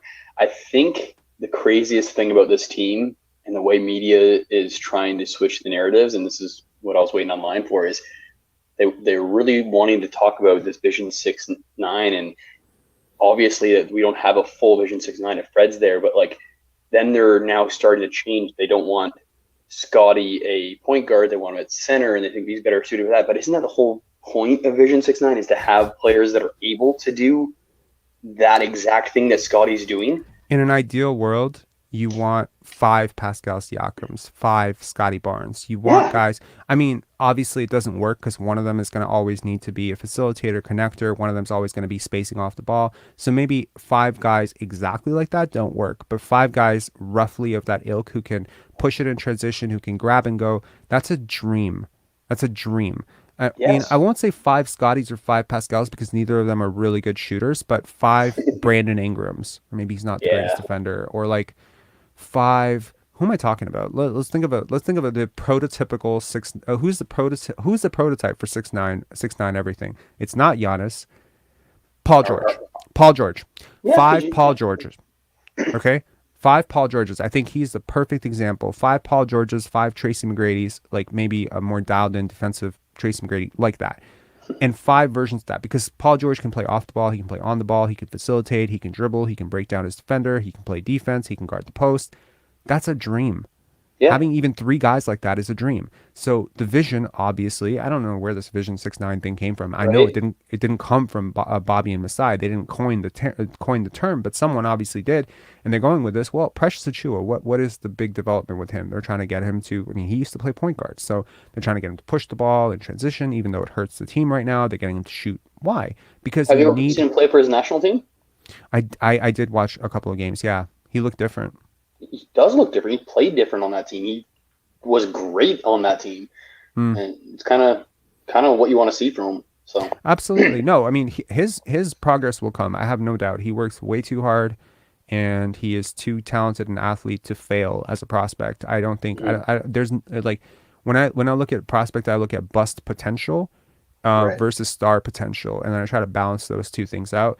I don't know what Precious Achiuwa's star potential is. Maybe it's like 3%. But his bust potential is 0%. So at worst, he's a really serviceable role player off the bench. At best, he might be like a star, like in 3-4 years, if things click for him. It's a long shot. There's so many processing and intelligence and basketball IQ and feel and skill development that he has to do. But if he's willing to put in the work, he has every tool in the world to make it happen. Just like Pascal did, just like OG does, just like Scottie does. Yeah, I know there's a lot of people saying, "Oh, we need to get rid of the Vision 6-9 thing," and it's like I think I don't want to say we commit to it more, but like I would say we have to move on for a certain someone that's not shooting well. You know what? It's funny because there was this whole there were a lot of people criticized jump shooting teams as not being able to win championships, and if you recall, 7 seconds or less, Mike D'Antoni, Steve Nash, right? And what did they do? They caved. Right, they caved. They brought in Shaq. They bought the bullshit. They killed it. They killed it before it even had a chance. I think sometimes you need to give things time, right? You just need things time. Like, I mean, David Lee was playing center. Monta Ellis. I remember the Golden State Warriors before they made that switch to Steve Kerr, and when Steve Kerr came in, right, eventually it went to Draymond at center, and he's not a prototypical center. I misquote him. I misstated that he's 6'4". He's closer to 6'5". His pre-draft measurements had him about 6'4.5", 6'5". That's not a prototypical center, but it is a serviceable starting center in the modern NBA. And having him as a facilitator and playmaker in that group was just unlocked everything. And people still said they could never win a championship, and now they've won a bunch. So they won four championships, playing Draymond Green at center, a non-scorer, not a stretch big, just a human utility knife, but an excellent basketball player who just sees the court. I always say, like, you have 5 smart basketball players, you'll figure it out. Raptors do not have 5 smart basketball players right now. That's a problem. But Scottie Barnes is one of them, for sure. Yep. Yeah. I'll give you that. Yeah. Anyway, Chad, I want to wish you a happy New Year. Thanks as always for supporting the channel. And yeah, I hope you grabbed your coffee. No, I hope you didn't grab your coffee at 9 o'clock. But I'm having coffee right now, and it's not decaf, so I'm gonna be up for a while. But thank you so much, funny, man. All right, Yeah. we'll see what happens in the next I don't know, what is it, 19 days or whatever till trade deadline. We'll see. Is it just 19 days? No. Maybe it's 19 games. No, it's. I definitely think it's 19 games. I, But yeah. I saw the number 19 earlier today, and I was like, "Ooh, okay." Yeah, it's not 19 days. That's for sure. I mean, you'd be hearing a lot more in the rumor mill right now with where the Raptors are. We had some pop off already, but anyways, Yeah. I'll be on the channel. We'll All talk. right, thanks, man. Cheers. Next up, we got MSJ, who's been waiting here since the beginning. MSJ, how are you? Hey, how are you? I'm good. You're able to hear me? I am. Okay, good. I'll kind of work off the last caller, the Vision 6-9 thing. I don't think it's time to give up on it at all. I think that you have to look at the mindedness of players that you have on this team right now and how to make it work. And I think that Scottie Barnes in that mix is the playmaker. I think OG is a kind of a defensive monster, 3-ball shooter. He can do more, obviously. I think Pascal's the guy who wants to score the ball. Precious, he'd be kind of like the energy guy in my mind, and Koloko is going to be the rim protector. And with those 5 guys, Koloko's a little, you can't go 6'9" at the center position, I don't think, but you need someone who can run with these other guys. And I'm not going to talk about Fred, but if you give him a really big contract at the end of the year, this 6'9" vision doesn't happen. It never happens in my mind. And so you've got this strange dynamic that the media, I really don't understand what they're like. I don't really listen to them, to be honest with you. I know that you do, and it's upsetting you, but I don't listen to them, and I haven't. I didn't used to, Yeah, and I started recently. Again. I started recently to see if they would change their tune, because hey, I just want to throw this out there. I want to tell everybody in the chat who's still here, and I know that some people have left and some people are filtering in and out, but there are over 200 of you here, and I just want to explain why I'm losing my shit right now. And I hope that this can sort of bridge any concerns that people have that, am I just becoming a drama llama and am I overreacting? The other day, we watched a Clipper broadcast where they openly, on their broadcast, questioned Scottie Barnes' work ethic. And they said that there have been rumors about his work ethic in the offseason. This is a bad game of broken telephone, and it's not something that it's very easy for an athlete to recover. Meta World Peace, Ron Artest, had to change his name to recover from the malice in the palace, right? In a lot of ways, that was a spiritual rebirth for him. Psychiatrist for a while too. That too. These things, they do carry, okay? Yeah. Once you get labeled a locker room cancer, you can, like, it's difficult, right? If I say you're a locker room cancer, MSJ, hey, MSJ, you told me you used to play basketball. I talked to someone who used to play basketball with you, and I heard that you threw a chair at somebody and or that you were a locker room cancer and a very disruptive force in your locker room. Good luck ever getting a contract again, because every single time someone signs you, there's always going to be that same old bullshit talking point. Dave Chappelle, to any of you out there who listen to Dave Chappelle, has addressed this ad nauseum. Noam Chomsky. There are so many people in this world that are highly intelligent that pick up on how these stories become factualized. It's a weird word, but it's like, well, people work through the myths of whatever's created. you see what you want to see. Yeah. You keep saying Scottie Barnes is Ben Simmons, Scottie Barnes is Ben Simmons, Scottie Barnes is Ben Simmons. Every single time he does anything that's like Ben Simmons, you're going to be like, yep, there it is. The same. Like the Draymond comparison is completely ridiculous, because their brains are not the same. They do not think the same. Just because they're...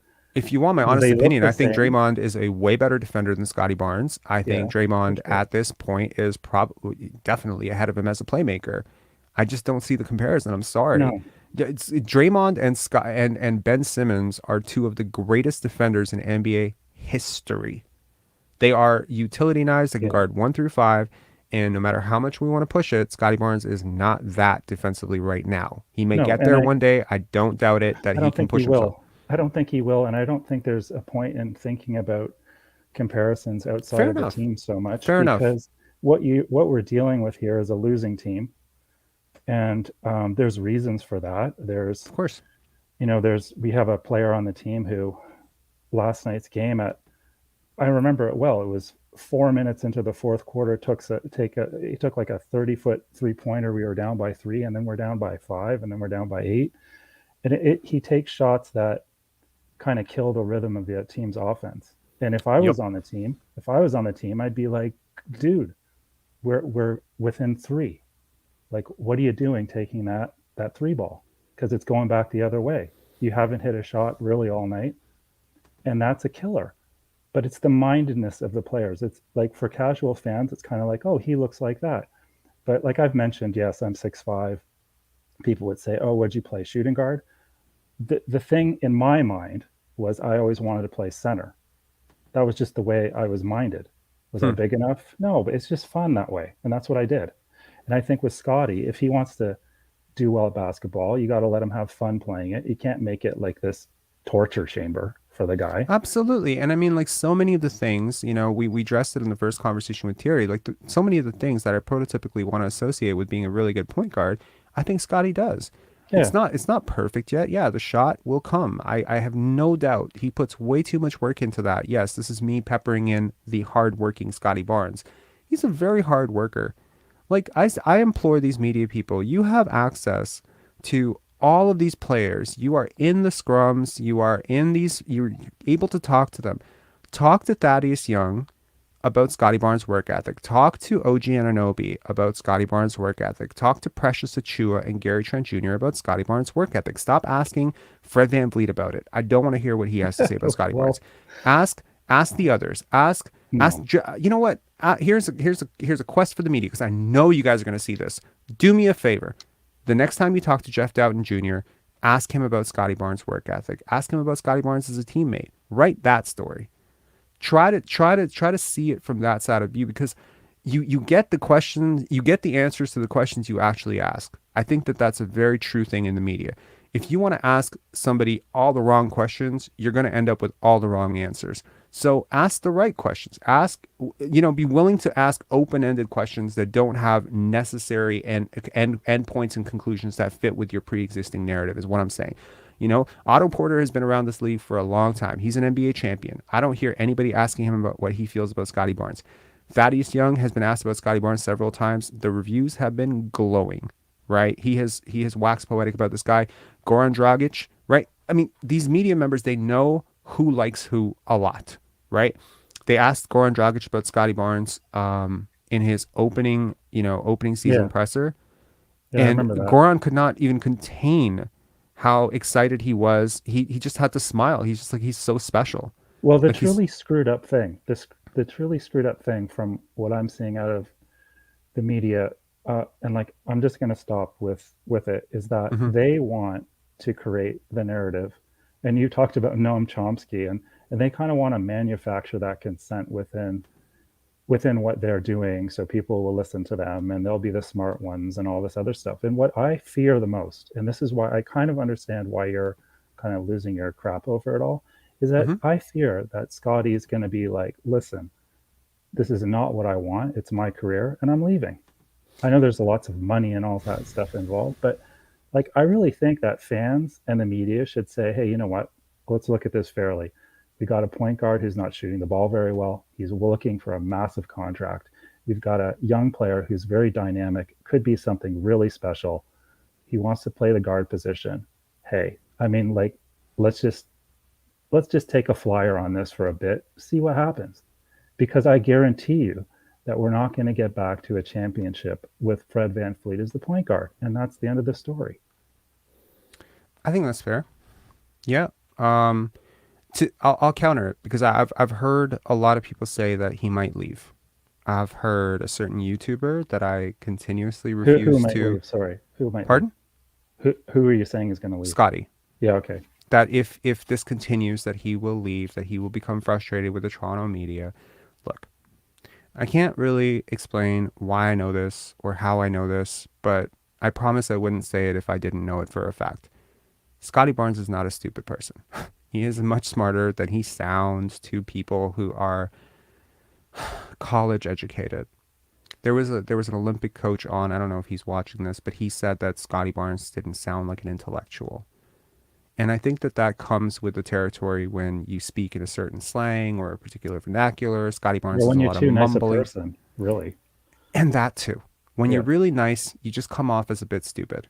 Yeah. And so there's this idea that maybe he doesn't know what's happening to him.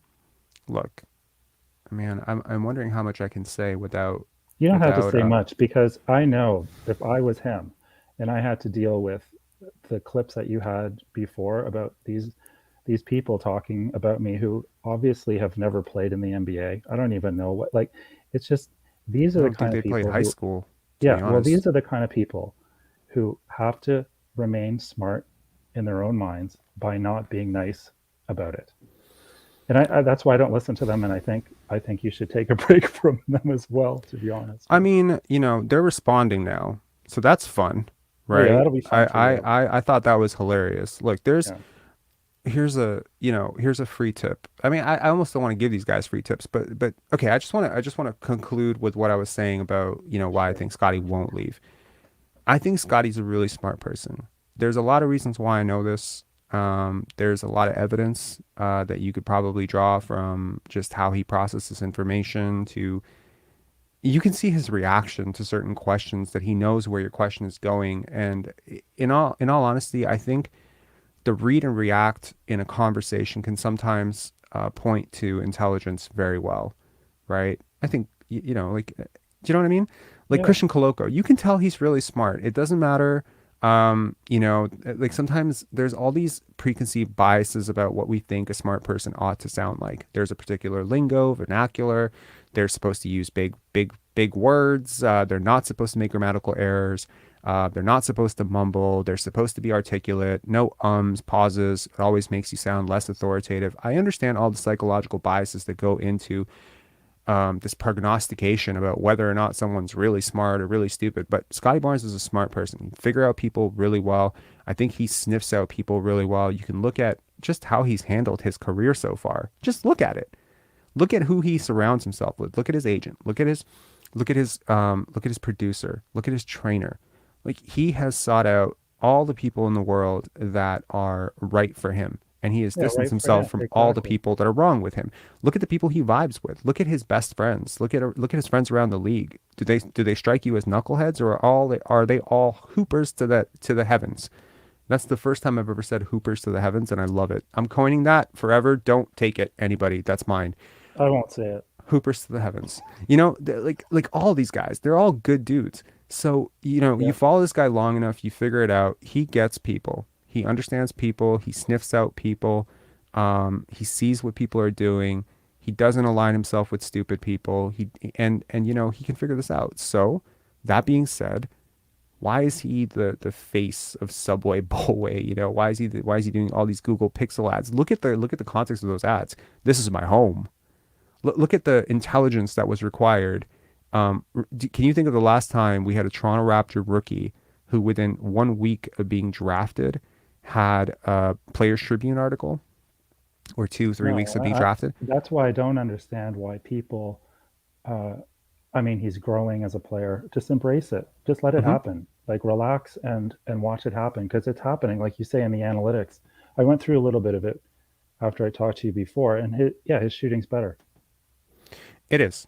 Yeah, Um, not a whole lot better, but it's better, and it's like it's that's better. great. I mean, like if you look at his catch and shoot analytics, I promise anyone out there who has access to NBA.com and an internet connection can go and figure this out.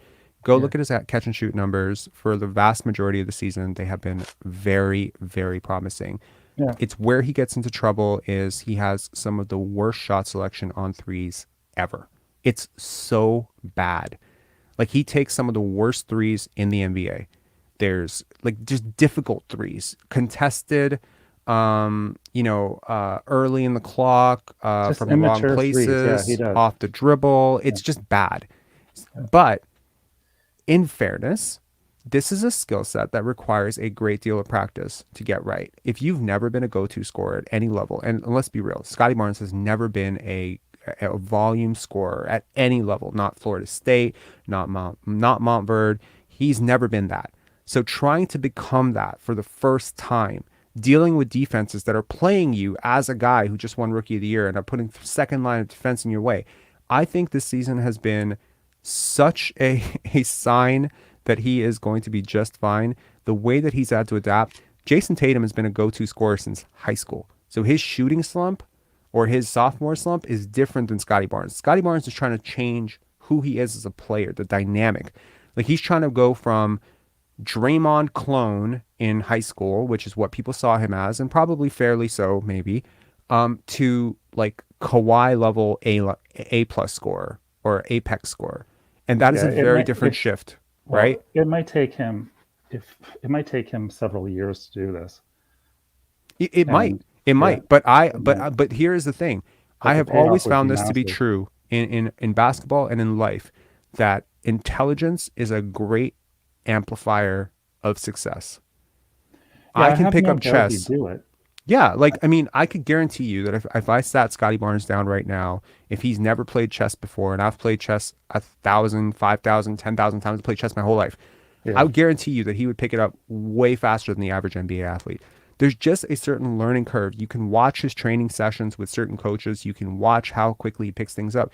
If there's any player like who has come, like if we had to rate every single player from, let's say, June 2021 to December 2022, so that's 18 months, 17 months.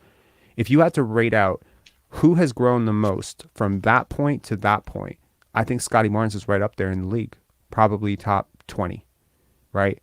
The work is showing. He's gone, but the goalpost keeps moving. That's my frustration with it, right? So he came into the league and they were like, oh, you're going to have to be patient, can't really score right now, probably going to be a 15-point per game scorer at some point, maybe if he works really hard, can't really shoot. Okay, well, he kind of proved that he can shoot, like sometimes. I mean, 36, 37% on catch and shoot is really good from three. He's improved his free throw shooting drastically. I mean, he shot 80% for December from the free throw line. Does anyone talk about that? I would love to see Josh Blumenberg and Blake Murphy talk about 80% from the free throw line from a non-shooter. That's brilliant. For an entire month, that's incredible. There's often, there's a large percentage of scouts who believe that free throw shooting is a great indicator of shooting progress. And there are a lot of players who've never shot 80% from the free throw line ever in their lives, much less for an entire season. So I don't know. I think the growth is coming. I think all these people are going to look like clowns. And to not just completely get deviated from my point, I think Scottie Barnes, I don't speak for Scottie Barnes. I don't know Scottie Barnes. I just want to clarify that for anyone out there. I don't know him personally. I've never talked to him personally, but I can tell you that he definitely is smart enough to see the opportunity that is here for him. He sees this market, this country, and he's smart enough also to know that if he went to New York, Brooklyn, LA, it's not going to stop.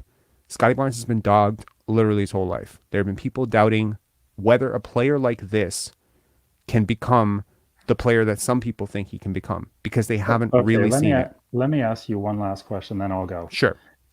If they sign Fred VanVleet to a max deal, what do you think happens to Scottie Barnes' future in Toronto?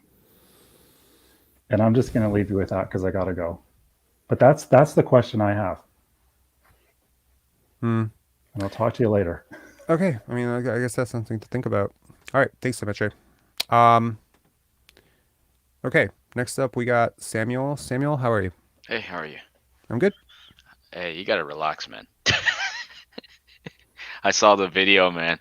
No, I think you're doing the right thing.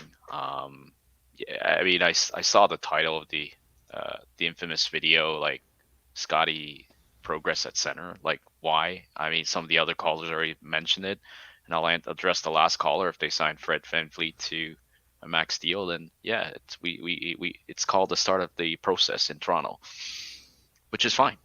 If that's where they want to take it, then hey, let's tank for the next couple seasons. But that's they're not committed to winning if that's where they're going. So no offense. I don't know. I think that's fair. I don't know. I mean, there's all these memes of Fred VanVleet with a tank, commanding the tank, and look, I don't think he's helping you win right now. I think there's very little. I'm not saying he's a bad player. I really don't think he is. I don't think he's a bad player. I think he's I think at this point he is an average-ish starting point guard in the NBA. That's average-ish. And this is coming off being an above average and very above average point guard in prior years, right? Like, I could make a very solid argument that he was a top 12 point guard, like, as early as last year. And to now dip to maybe the 25th, 20th best point guard, I think it's going in the wrong direction for him. And it's been going this way for a while now. I think he's been shooting about 37% for 12 months. So the question then becomes, has any player in league history played this badly in a contract year, gunning for forget a max, 20 million? Like, at this point, he has a player option. He should probably accept it. Like, he should just probably betting on himself for another year after that. Was it you or somebody? I can't remember who I heard. Like Kemba Walker was an example where he fell off the cliff. Isaiah Thomas. Yep, that was me. That was you. But even before seeing that, I noticed, like, how come these guys all of a sudden nobody wants them? They're playing in pro-am, waiting to be picked up. Like, even John Wall. I mean, look at John Wall, right? Because I guess the shooting prowess wasn't the best, and he has to make it all the way back and try to reprove himself. And if I recall, John Wall at one point was not exactly Kyrie Irving, but kind of talked about with Kyrie Irving, maybe at one point. Injuries have taken a toll, but I always say, how you get space is your ace. Wow, that's another quote I've never said before, but I love it. I'm going to keep that too. It's how you get your space is your ace in the hole. Okay, that's a great quote. So, this entire conversation is just full of it. No. What I'm trying to say with that, obviously, is John Wall was a very bursty athlete, just like Derrick Rose was a very shifty athlete. When you watch Derrick Rose in transition in his MVP season, it's impossible to understand where the next step is going to be. Yep. That is both his advantage and his disadvantage, because you can't play that way without breaking your body. I think that's pretty much like scientifically proven fact at this point, that you just have to correct the way that you land, the way you walk, the way you run to ensure longevity in the NBA. Can't you say that for Russell Westbrook as well? Like, kind of, he's not taking that dip like. So Russell Westbrook, right? Like, he's a great example, because it's like, in a lot of ways, the kind of sad thing for most of these athletes is when they look in the mirror, they still see the same guy in the mirror. People don't change that much from 28 to 31. That they could objectively look, they could obviously look in the mirror and be like, that's a completely different person. I have gray hair now. No, like, most people look similar, but their bodies are completely different. Like, the age does catch up with you. Certain players age well because they have space creating advantages. I can tell you without watching the whole career progress out that Nikola Jokic is going to age very well. That Luka Doncic is going to age really well. That Paul Pierce was definitely going to age well. That Vince Carter was going to age well, and that Tracy McGrady probably wasn't. And that's just how it goes. It's not just injury history. It's just, how do you maximize space? Do you have a counter when that is taken away? That's all. It's kind of why I don't think Pascal Siakam's going to age that well. It's definitely why I don't think Fred VanVleet was going to age well. Fred VanVleet does not have a second option in terms of space creation. Like, his first, it's actually a two-pronged thing. Number one was he never really had quickness to break his guy off the dribble. Like, a really good point of attack defender could probably stop him one-on-one. So it was always the extra space, that shooter that they had to hug extra close, because he was such, I don't want to say a lights out shooter, but he was a very good shooter, right? So you have to hug him at the line, which allows for that space to close. Therefore, he can actually attack it.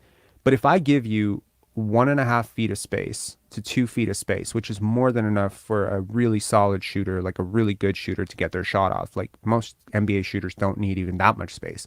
Correct. But let's say I give you 2 feet and I put a longer defender on you and I dare you to shoot, and you're shooting like 32%, you're useless. You are actually useless in the NBA. There's nothing that you can do that can contribute to a positive offensive possession. And no, he does not have the playmaking chops of a Mike Conley or a Ricky Rubio or a Rajon Rondo. He's never been that type of player.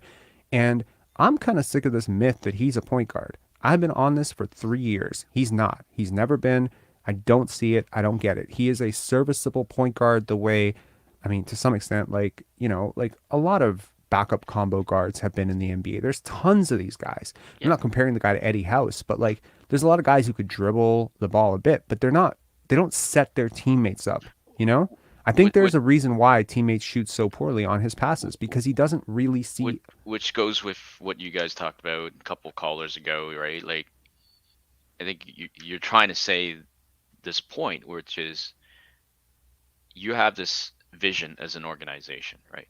Mhm. 6ix9ine, whatever you want to coin it, or they coined it as Right. their marketing narrative, right? Then you have a guy who doesn't fit that narrative, and it seems like you've talked about a couple of times when we spoke earlier, like they have multiple options, they want to keep hedging, but that's going to blow up in your face. And I think you talked about it. A lot of callers seem to be picking up on it, and I think it's blowing up in their face. The question is, is there hubris that they want to continue this experiment? Well, I think they're injured, so let's try it more. Well, that's not going to create chemistry in the locker room, which maybe a couple years down the road it'll benefit. You're not developing the young guys. You sitting them on the bench, and then you got people calling them useless. Well, you haven't given them the chance, like you said. You have a guy who shoots what, 3 for 15 or something. Yeah. You can't have that. You have, and I'm glad you guys are breaking it down finally on film that the offense is not moving. And when you have lesser talent, like guys coming off the bench, I'm assuming they're lesser talent, or their talent hasn't caught up to, they can become starters in this league. They need motion, or else they can't, they're not a shot creator. So if you have an offense and you have a guard, you want to put, they're not going to get those shots properly. And if they don't have the reps, you're not creating this deep team that we've been trying to harp about that we had years ago. But even that team failed because the other issue is you never had a go-to guy until you had Kawhi Leonard. I'm going to say that. You never had a go-to guy other than Kawhi Leonard in the history of your franchise. Now, I can argue Vince Carter. Vince, for sure. At some point, maybe under Butch Carter, if the trajectory was right. I think Lenny It was screwed actually him under up. Lenny. It was under Lenny Wilkins in the first year. So there's an analytic called value over replacement, right? And I've talked about it before, and it's usually like a very good predictor. Value over replacement is a cumulative stat. So as the season progresses, it's built up. If you could look at every Raptor player, I think Pascal Siakam would most definitely be the highest. OG Anunoby, Fred VanVleet, Scottie Barnes, all your best players are definitely higher. So typically, value of replacement charts out impact on winning relative to an average player. How much better are you than the average replacement player in the NBA? If the NBA is 450 guys, how much better are you than the 225th guy? So, or well, actually, there's a numbers cutoff. But anyways, my point is, how much better are you than the average player who plays? And the leaders of value replacement year over year have been a fascinating list of Hall of Famers, from Tim Duncan to Shaquille O'Neal, definitely Michael Jordan, quite a few years, Magic Johnson, Larry Bird, etc., etc., etc. You go back in the league's history of value replacement. Vince Carter led that stat for an entire year as a Toronto Raptor. 1 year. It was a very bad year for the NBA in terms of talent. I don't think people understand how much when Vince was coming up, how little talent there was in the NBA, relatively speaking, to what it is now. Like there are guys coming off the bench today who could easily have been like second options on a lot of teams back then. The talent has upped so much. Like we used to play in an era where you had one guy doing crazy shit every night. Like crazy, like Shaq, in his prime, or KG, or Tim Duncan or Kobe. Now you have like 7 guys doing crazy shit every night. Like the Boston Celtics and Jason Tatum doing crazy shit. Luka Doncic scoring 60 points and averaging like a 46-point triple-double over 5 games. Crazy. Donovan Mitchell just scored 71 points. I mean, just crazy shit every night. And it's not just because scoring efficiency has gone up. I mean, that's part of it. And, pace adjusted, it's part of it. But it's also because the talent has gone up. There's a Ringer pod in which they broke down the top 50 players in the NBA. And I think they had to extend it out to 65. There's just so many talented players. And they're like, just hypothetically, How does the 65th best player today compare to the 25th best player like 20 years ago? And the answer is they're better. Yeah, they're better. So, In yeah. terms of skills, I think the back down, the back to the basket game was better back then, but then guys are more playing out, face up game. But if you could take a guy like let's say a Paul George, Yeah. right? Like a guy who plays like that today, or Well, a Jason Tatum. Paul George and Tatum are the exception, not the rule. But yeah, I get what you're saying, because I think your Well, my pride. question is really like if you could take that type Yeah, of player today, that's sort of an afterthought today because of the dominance, right? Let's be real. The statistical dominance of guys like Joel Embiid, Nikola Jokic, Giannis Antetokounmpo, and Luka Doncic is so staggering correct. that it mutes out a 30-point per game season, Yep. like with like I amazing think defense. would you say we have deeper teams right now across You the definitely NBA? have deeper teams. My God, like there are guys. I mean, you just, it's just logic. So, The game grows so much. You have no idea how many more players are playing basketball. There's countries with millions of players correct. playing basketball where there were hardly 20,000 people playing basketball just 20 years ago. The evolution of this game is so global, and scouts and scouting departments like the Raptors, quite frankly, the Spurs that have fairly valued fairly valued the value. That's a clunky statement. Have fairly projected the value of global scouting are reaping the benefits. Look at the Toronto Raptors. My God, OG Anunoby. I mean, not really an international player, granted, born in Right. Britain, but Right. Pascal Siakam, Christian Koloko, Precious Achua. I mean, there's an inside track to having players like this. And I think the teams that play in markets that are slightly less desirable than New York and LA need all the competitive advantages they can get. Yeah. And the Raptors can absolutely hold their hat on their scouting. They have been amazing at it. Well, I think the point is, I think you get there are a couple segments that you guys did, which is great, because, and I noticed that in a lot of the Raptors sort of go-to players, right? That Mhm. either fail or haven't succeeded. You just said it earlier, the ability to create space. And the couple of clips we looked at Pascal, it's rough to look at him, top of the key, dribble into three guys. They're playing him for the drive, and you flip up the shot that's low percentage, unorthodox, while you have teammates you can pass to. But then also, that would be coaching staff. You don't put him in the position, you don't put in the system where if he's an isolation player, don't you want to kind of clear out the side, and then guys running and cutting on the other side, and if that doesn't work, you kick it out to the shooter or something like that. Mhm. I'm just wondering, and it just seems like that's kind of never happened. They just, either he doesn't have the ability to drive by people, yet he's quick. He's a very hard to judge player. I don't know if it's the footwork or he's got that low dribble. He can't get by. It's like that last step of where he gathers the ball. He You talking can't. about Fred? I'm talking Pascal. Oh, Fred, Pascal. forget it. Yeah, Fred, forget it. Now Scottie is different. He's got the slow, methodic, but yet he kind of gets by you a little bit, but Mhm. he doesn't quite. Again, it's that last gather. And I noticed that also. He's been better now, but in DeMar, right? DeMar, that last step where I think, you can elevate to your top 5 player in the league. I think Paul George does that. Kawhi, he's not the fastest, but he somehow gets by people and he clears them. He takes the ball and he goes in for a hard, powerful move. Pascal can't do that. Now, Scottie, he's got that unorthodox hook, which is fine. If it's working, keep doing it.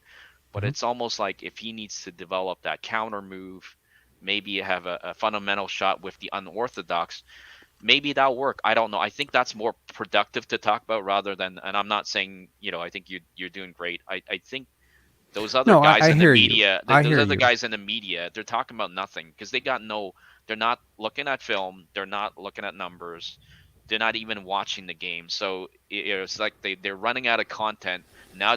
we talked about them, and it's given them an opportunity to talk back. Like it's creating an argument out of, hey, we got more content. Let's talk about that. Like, Well, they're not going to talk about me in the papers tomorrow. They would no, never do that. And no, but quite they would frankly, talk about that point. Yeah, that would be career suicide for them, because correct. quite frankly, you're just giving me like a month of shit to talk about. Why would you do that? I've never understood celebrities, or I mean, I'm not considering Josh Lewenberg and these guys celebrities, but I would never consider somebody who goes on TV every single day. Like, I don't understand the mindset you would have to give someone like me a response. Really, no offense to any of these guys, but like, why would you do it? Like, you're not going to win that argument. I mean, and if you do, it's probably not going to be like, it's just, it legitimizes something. I am fringe. I mean, I think I'm talking a lot of sense, and I'm definitely approaching this from a very honest perspective, but it is fringe. It's totally to the side. It's not mainstream.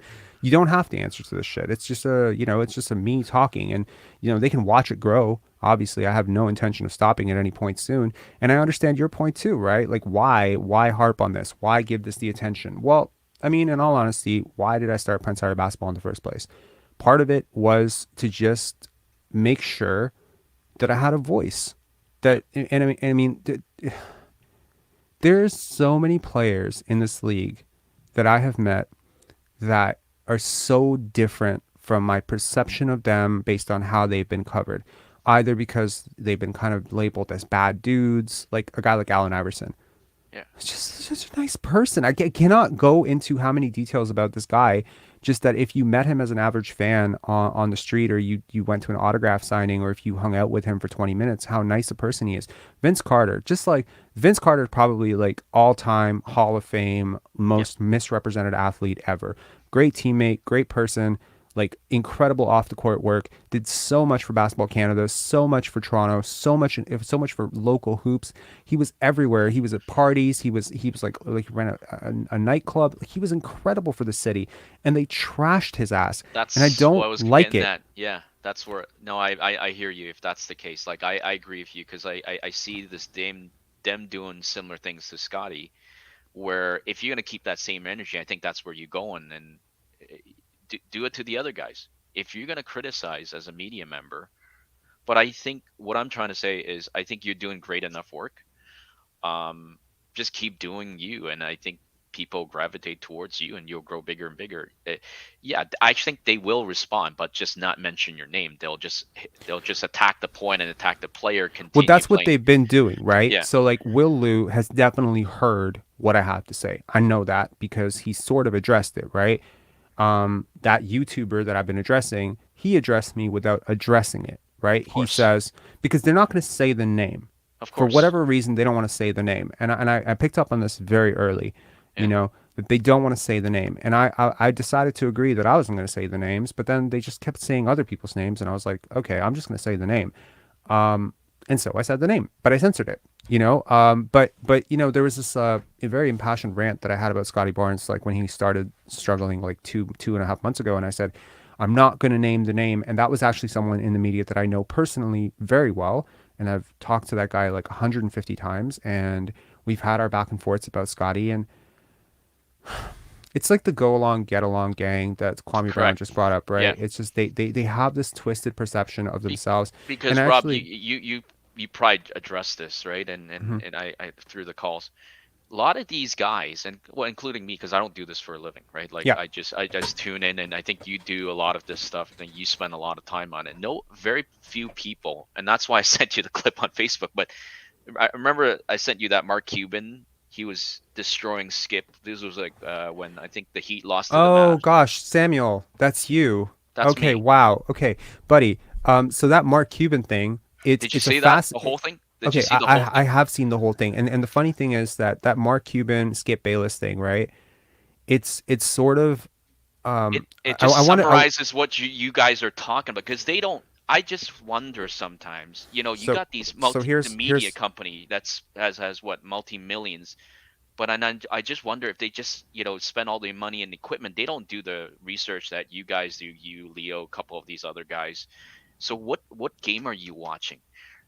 Then you just pick up on... It's very time consuming. To do what I do is very time consuming. To do it without a team, to do it without like a proper budget, financing, interns, assistants, etc., etc. almost every single show you see on YouTube that is even relatively decently sounding and decently produced has more than 2 people behind it. I promise you.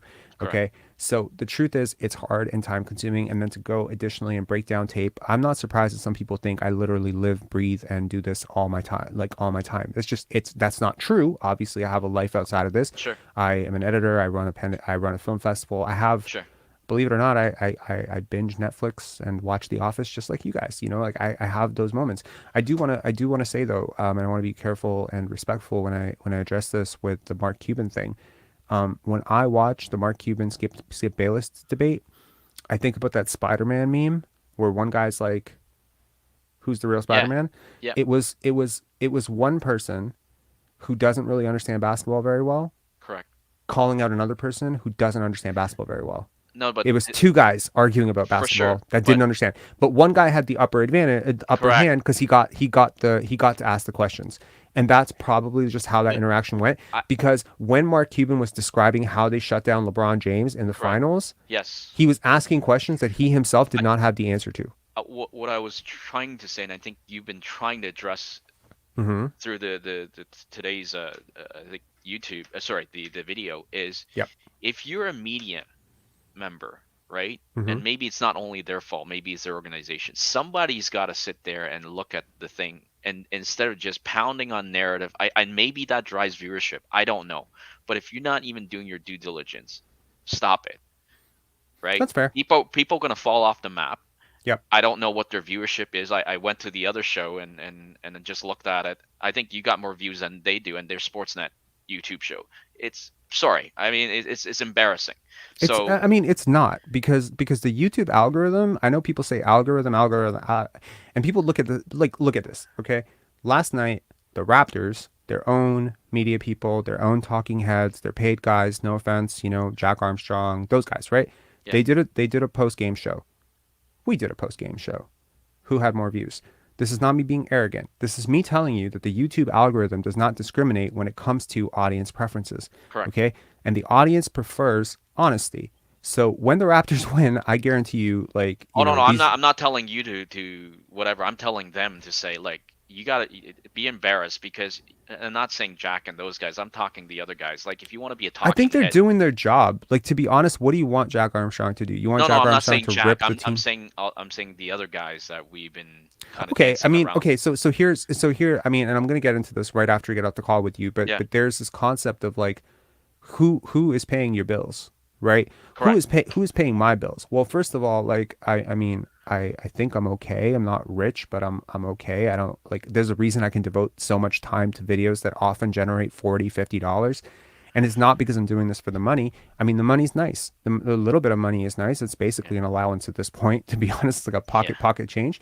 And, the live streams, we do these really long live streams. And I don't know if people realize this, but live streams are not very good for monetization and click-through rates and CPM. Like, I mean, for that I don't YouTube, know. yeah, like, I mean, I can tell you there's a live stream we did with like 5,000 views that generated like $25. Oh, Like, boy.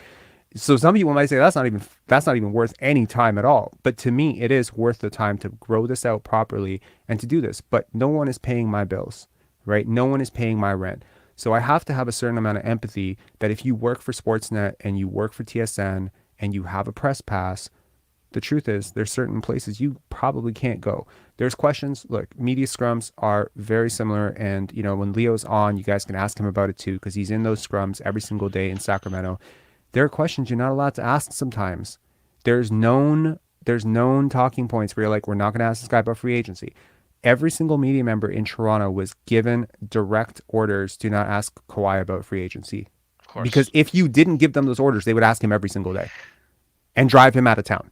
So they played really nice with Kawhi because they needed to keep him because he was a big star. So they played kid gloves on Kawhi.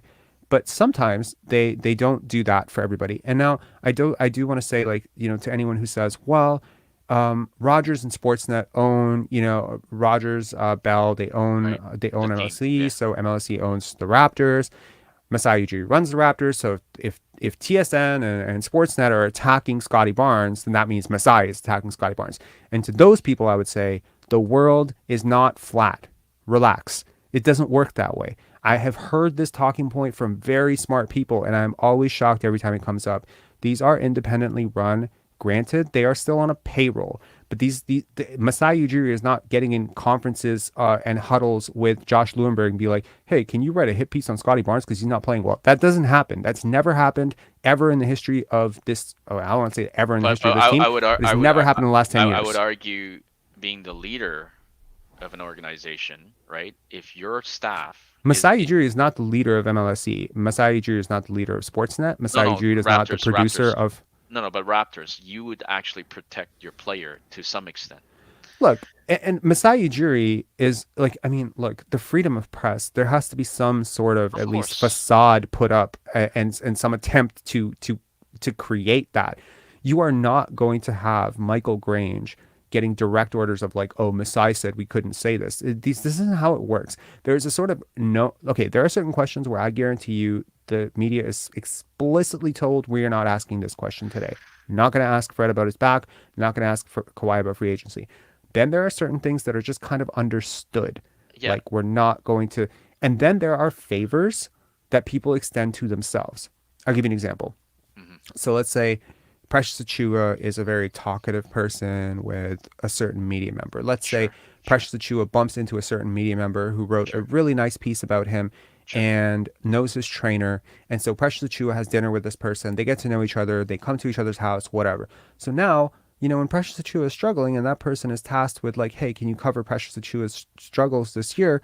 There's going to be a lot more, kid gloves attached to it. You're not going to rip a guy if you know him. Yeah, that's like Stephen A. Smith and Allen Iverson. That's the whole thing. That's how he came about, right? That's the backstory. Look at Will Liu. Look at Will Liu. Yeah. This is a perfect example. Will Liu and Chris Boucher. Look at how he talked about Chris Boucher before he had access to Chris Boucher. Of course. He ripped him on the daily.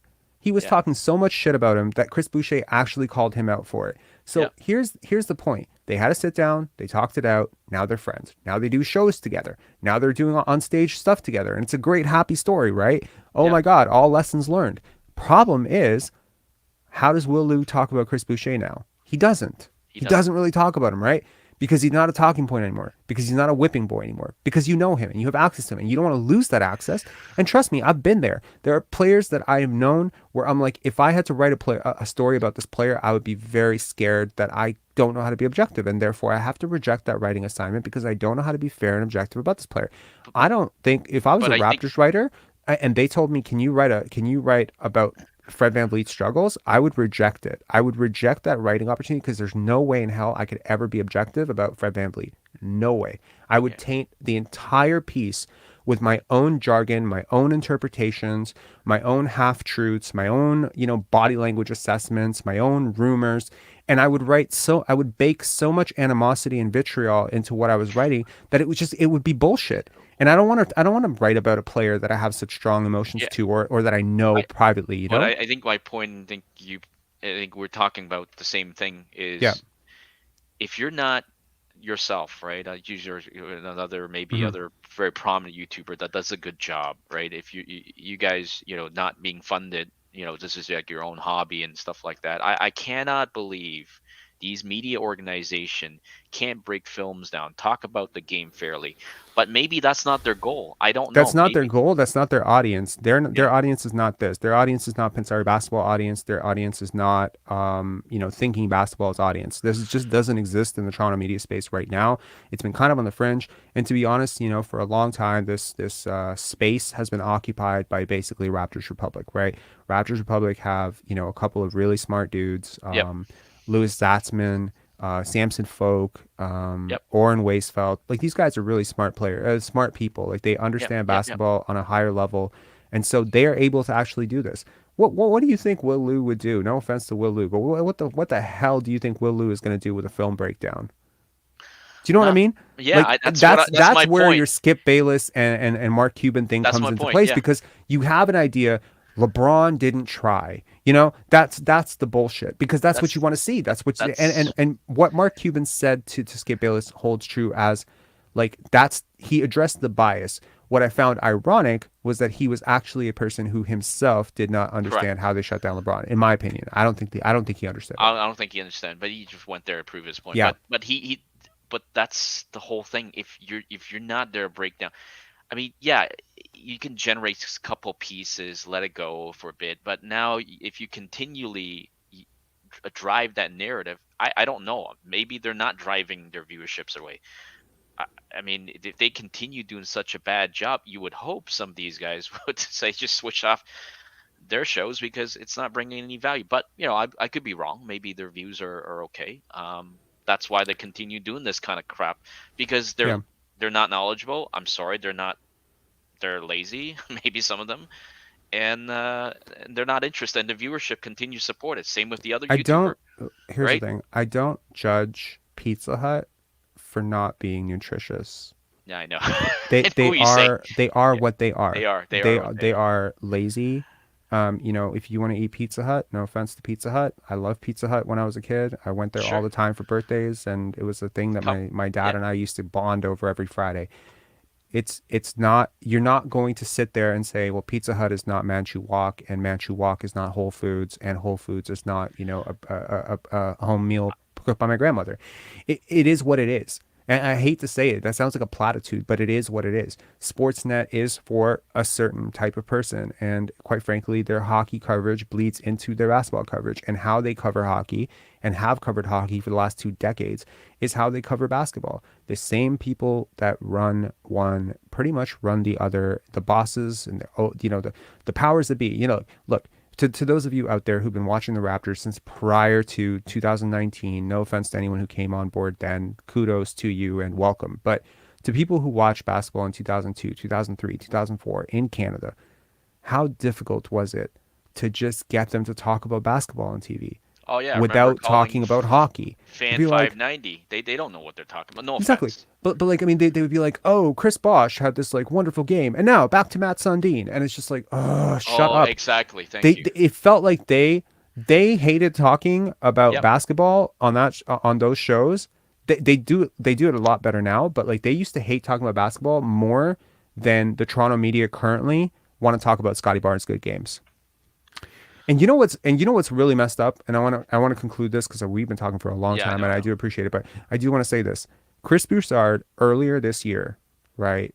He drew a lot of controversy for saying that Toronto is like or Canada's a weird place for African Americans, right? And we all said F you, right? And Vince Carter was like, nope, no, it wasn't. And Kyle Lowry thought it was crazy, and a lot of people thought it was crazy. But I think that there needs to be some critical understanding of what he meant by that. And I think what he meant, and maybe I'm wrong, but I think what he meant was for certain types of African Americans who speak a certain way, who act a certain way, who dress a certain way. I do not believe, based on what I know about the Toronto media, that they could have covered Allen Iverson the same way that they covered Vince Carter. There's no fucking way in hell that a dude was going to walk in with baggy pants and big chains and, tats and cornrows and a do-rag, and they weren't all going to think the exact same thing, rap music thug.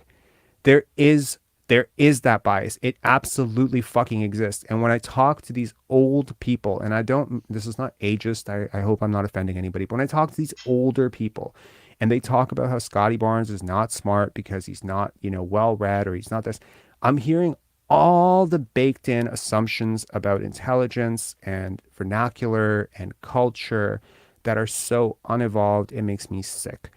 And when Chris Broussard says that, like, I'll give you an example. I run the Pendants Film Festival. We did a Black History Month giveaway for the Pendants Film Festival at TIFF Bell Lightbox. Okay. Right. So Black History Month giveaway, we partnered with a corporation in Scarborough. Okay. And they did a lot of the giveaway for us. So we had a lot of people coming from Scarborough to TIFF Bell Lightbox. Okay. Right. For Black History Month. Got it. Yeah. No, okay. Yeah. A lot of people walking in looking like they just, they had a lot of baggy pants and like maybe big jerseys.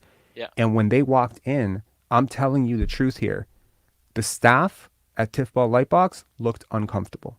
course. They Of looked a course. little uncomfortable. There's a certain association with something else that is ingrained to the culture. Exactly. And that's bullshit. And that, to me, that needs to cut out. And so how a person dresses and how a person talks cannot be you cannot use that to assess the content of their character or their work ethic, because all of these subconscious biases need to be evaluated before. And the problem is that you live in a country that is largely one race, right? Outside of the 2-3 big cities, it is that way. And you have media empires that have built up over 30-40 years covering a sport that is largely one race.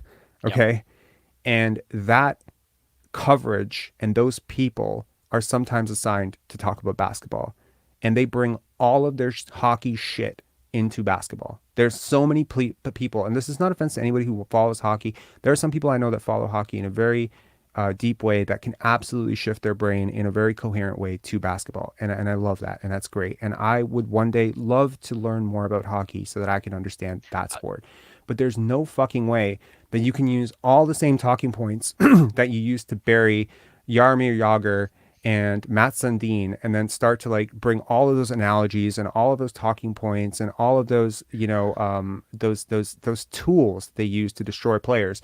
This is a city that was in love with Ty Domi. I get that. Ty Domi, Fred VanVleet.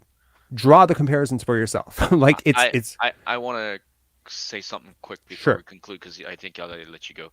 Yep. This narrative of, I think Masai started, and I know where he's going. Like, we need workers, and then the whole narrative, and I think you were talking about he doesn't work. Scottie doesn't work hard enough. Like, I'm like, were you at all the practices? Were you watching the summer? They were at the Rico run. So how do you know he's not working? So where's this?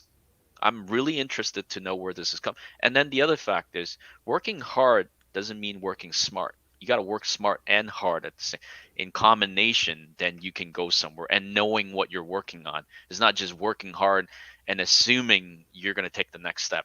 That's not how the world works. And I don't care if it's basketball or something else. You got to know the right way. You got to grow at you got to grow at the right pace, and you're going to get the right teacher to show you this stuff.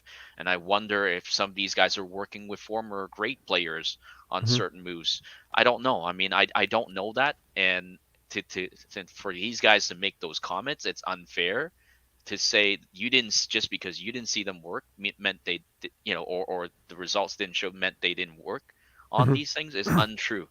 Fair. Anyways. All right. Thanks a lot, man. Enjoy, man. Thank you. And as always, a nice conversation. Take it All easy. right, thanks. Looks like we are going to go to 3 hours, as we have one more caller, Chris, and that will be our last caller unless the media decides to wake up to it. Chris, how are you? I just want to address one quick thing. Jonathan, thank you so much for the super chat. I really appreciate it. I do want to read out your comment. The Twitter banter was fun today. Went back and watched the rap show, saw you in the chat. So based on that, you must have checked out most, if not all of it. Yes, I did watch the entire thing. I watched them talk about the bench. I watched them talk about Fred. I watched them talk about Scottie. Yes, I did watch the whole thing, and I snipped out, the 8 minutes that I showed you guys. Chris, how are you? I'm doing good. How you doing, Robert? I'm good. By the way. Pardon? Happy New Year. Happy New Year. All right. So unfortunately, I don't have much to add in regards to the media discussion that you guys have been having for I don't know how long. I really wanted to talk about necessarily the game yesterday, even though we lost and Fred struggled again. I think things are trending in the right direction, though. Do you? I was taking a look at the box score and everything, and I noticed that for one, that out of all the starters, Fred took the least amount of shots. Actually, no, I think he only took more shots than Scottie by one. So that's at least he's not like. I think it's pretty incredible, right? Like, he shot 3 for 15. Your bench shot 3 for 7. Scottie shot 8 for 14, I think. Okay, OG shot 7 for 20.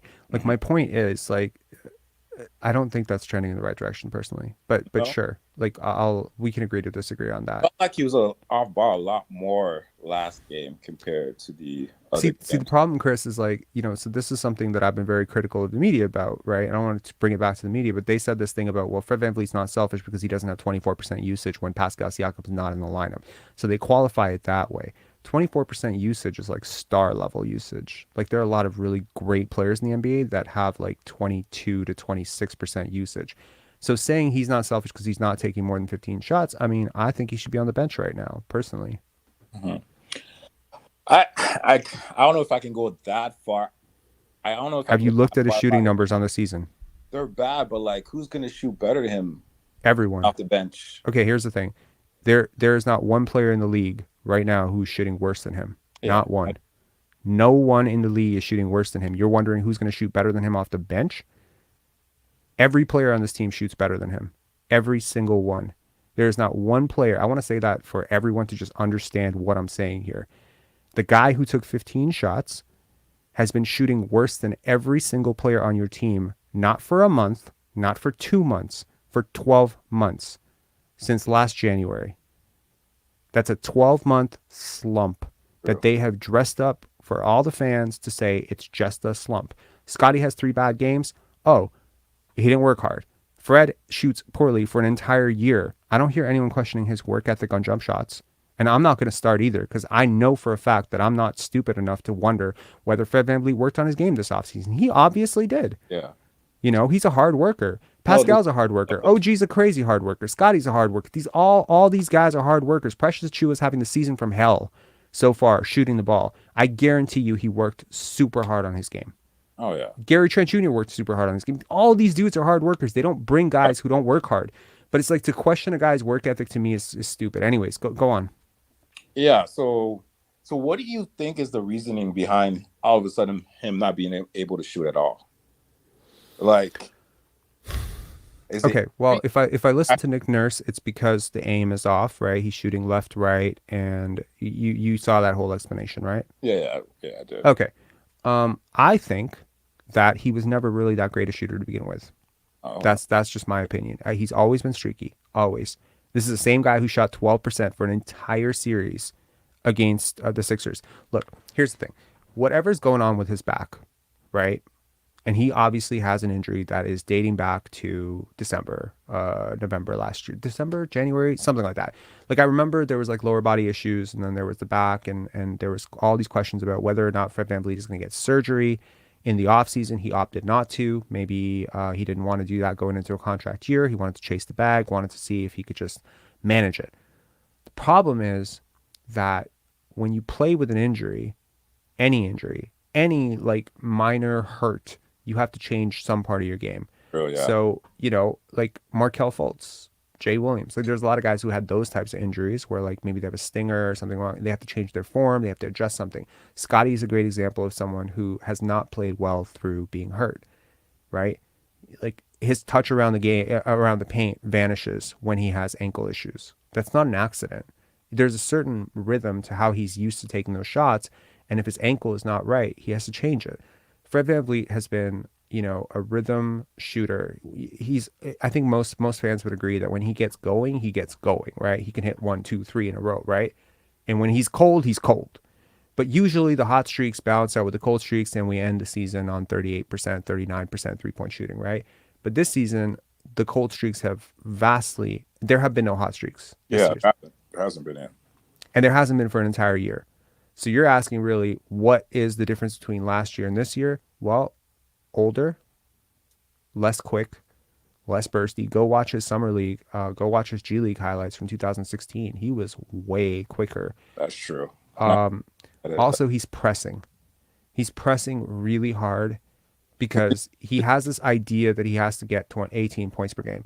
You know, if I told you that a dude was shooting worse than every player in the NBA, you probably assume he's averaging like 8 points per game, right? But he's averaging 18. Mm-hmm. That's the problem. He doesn't see over the defense. That's a problem. He doesn't create well off the bounce and force double teams. That's a problem. He slows the pace down. That's a problem. He can't guard, you know, bigger defenders. That's a problem. I mean, I'm not gonna slam the guy and say he's a terrible defender. He's a very competent and above average defender. But when you're that small, you don't have any room for slippage. Exactly. Like he has to be a ball hawk to be on the court. He has to be maxed out on defense to be on the court. And he has to shoot at least 38% to be a positive. It's like people don't understand. Like there's certain guys, there's huge levels of fall off that can happen and they can still be really good. Kawhi has fallen off a cliff. I think he's like one of the biggest reasons why we play so aggressively on defense the way we do. Fred? Yeah. I think he's a reasonable defender. I think he's No, I'm a not good saying I'm good at it. I'm just saying the reason why we play so aggressive is that to max out him on defense next year. You agree on that? Because I don't to max him out. Yeah, I don't feel like I don't feel like I don't feel like he'd be good in just like a average like defensive system and compared to like the type of. So you mean like we're overly aggressive, gambling and all that stuff to maximize him? Yes. I don't know if I agree with that. I think he just fits with what we do, and you know, all the helping and all the gambling and deflections. I mean, like in all honesty, like I sometimes think about the analytics and how well they rate him on defense, and then I think about a toolsy defender that has way more physical gifts to do what he's doing, like a Davion Mitchell. And then I look at Davion Mitchell's, you know, off night. You know Davion Mitchell, like Sacramento, right? So I look at a guy like Davion Mitchell, and his analytics don't look great at all defensively. But man, maybe in the right system. So I don't know if it's us using the system to maximize him. Maybe there's some truth to what you're saying. Yeah. I mean, I will say that yes, you're right. In a different system, I don't think he's that great defensively. Yeah, because I feel like that's what you're saying. From like the constant double teams we do, because he always goes down and is able to pick the ball out from the big man because the big man can't see him and stuff like that. So I feel like he benefits a lot from that. But yeah, so before I go, I just wanted to run through a couple of trade ideas that I came up with in regards to Fred, if you don't mind. Sure. Okay. I'm gonna just make this fun for the chat. I'm gonna put your trade ideas on the screen, and everyone can let us know what you think. How many trade ideas do you have? I think I have just 3. I think 3. Okay. So trade 1. Go for it.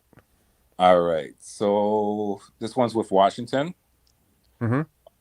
So money-wise, it works with Fred and Kemp going to Washington. Maybe add a pick. You say Fred? Yeah. And Kemp? Fred going to Washington with Porzingis coming back. Okay. And yeah, and then the other one I had was Fred going to Chicago. Hang on. We're gonna get the chat to let us know.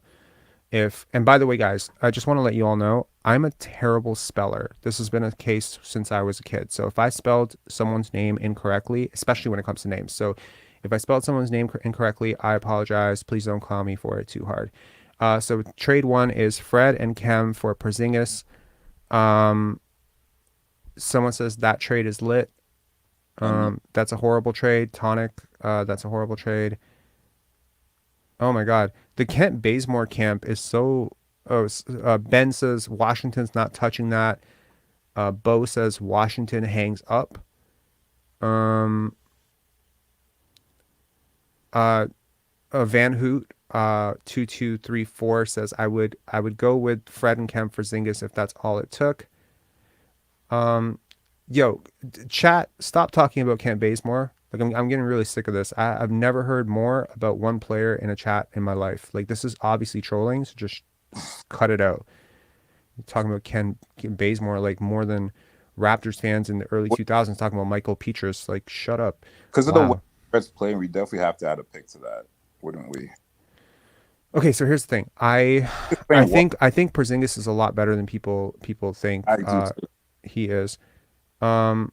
Yeah, like I think he's a lot better than people think he is. In fairness, I looked up his defensive analytics at the rim, and he was a really good paint protector. Obviously on offense, I think durability is concerning. You do have to play through him a lot. He's a pretty high usage player. But because he can stretch, I could see it working. And yeah, you're not giving up much there. So I would do that trade. Yeah, I would. But do you think we'd have to add a pick to that?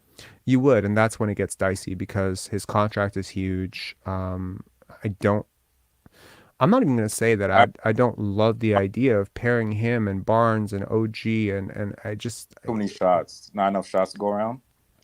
Maybe that, yeah. Maybe like I mean, it's just like who's like I don't want to say like Porzingis is better than Siakam, but like I mean, an offense structured around Porzingis, given his propensity to shoot more threes, like the shot diet would actually be analytically more in favor of running a lot of your actions through Porzingis. And granted, I haven't watched him as closely in the last year, so I probably shouldn't be talking too much about him. He's But Washington's scorer right now. I'm pretty sure. pardon? He's their leading scorer right now.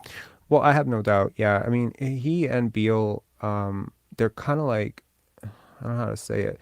I don't want to say like they're not like empty calorie stars. They're not, obviously, but they're not.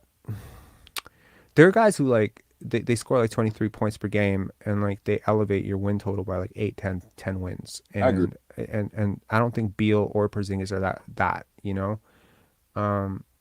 And I'm not throwing shade on them by saying like they're a lot like Gary Trent Jr., where they're just kind of like filling up the box score, and they're very talented players. It's just, yeah, I would trade for him if I didn't have to include picks, and or if I could include a very heavily protected future pick, maybe I would do it. But I'm not crazy about him. Yeah, I'm not crazy about him, to be honest. All right. So the next one I had was VanVleet of Chicago. I think, what was it? VanVleet of Chicago with Caruso. Is it Patrick Williams? Yep. And then a filler coming back to make it work. Who's your filler? I threw in White because I don't feel like Kobe White is a filler. I don't feel like they have any plans for him really. He's been okay for them at times, and also very frustrating for that fan base at times. I mean, I gotta tell you, like, this is a hell of a package. Like, I think you definitely have to add. Okay, I get it. Like this trade, I've actually brought this trade up before. Not Kobe White. I think I added somebody else, but I get this, and I love this trade for the Raptors, and I also, part of me likes it for the Bulls. And if there was ever a trade that was actually going to happen for Fred VanVleet, my money would be on Chicago. That would actually take Fred right now. Yeah, because they're desperate, because Lonzo's injured, and then maybe that's not getting. It's what everyone's saying. Bulls say no, too much. Bulls definitely say no. Oh my God. Okay. I don't know where these Bazemore nuts have come from, but I'm blocking all of you. If I hear you say Bazemore, you're getting blocked. All right, sorry. Chat's going absolutely nuts right now with this Kent Bazemore hype train. I don't know if Kent Bazemore hired a new agent and just trying to drum up value for Kent Bazemore. Yeah, I forgot Kent Bazemore was in the league. Is he still in the league? I think he is in the league. Is he?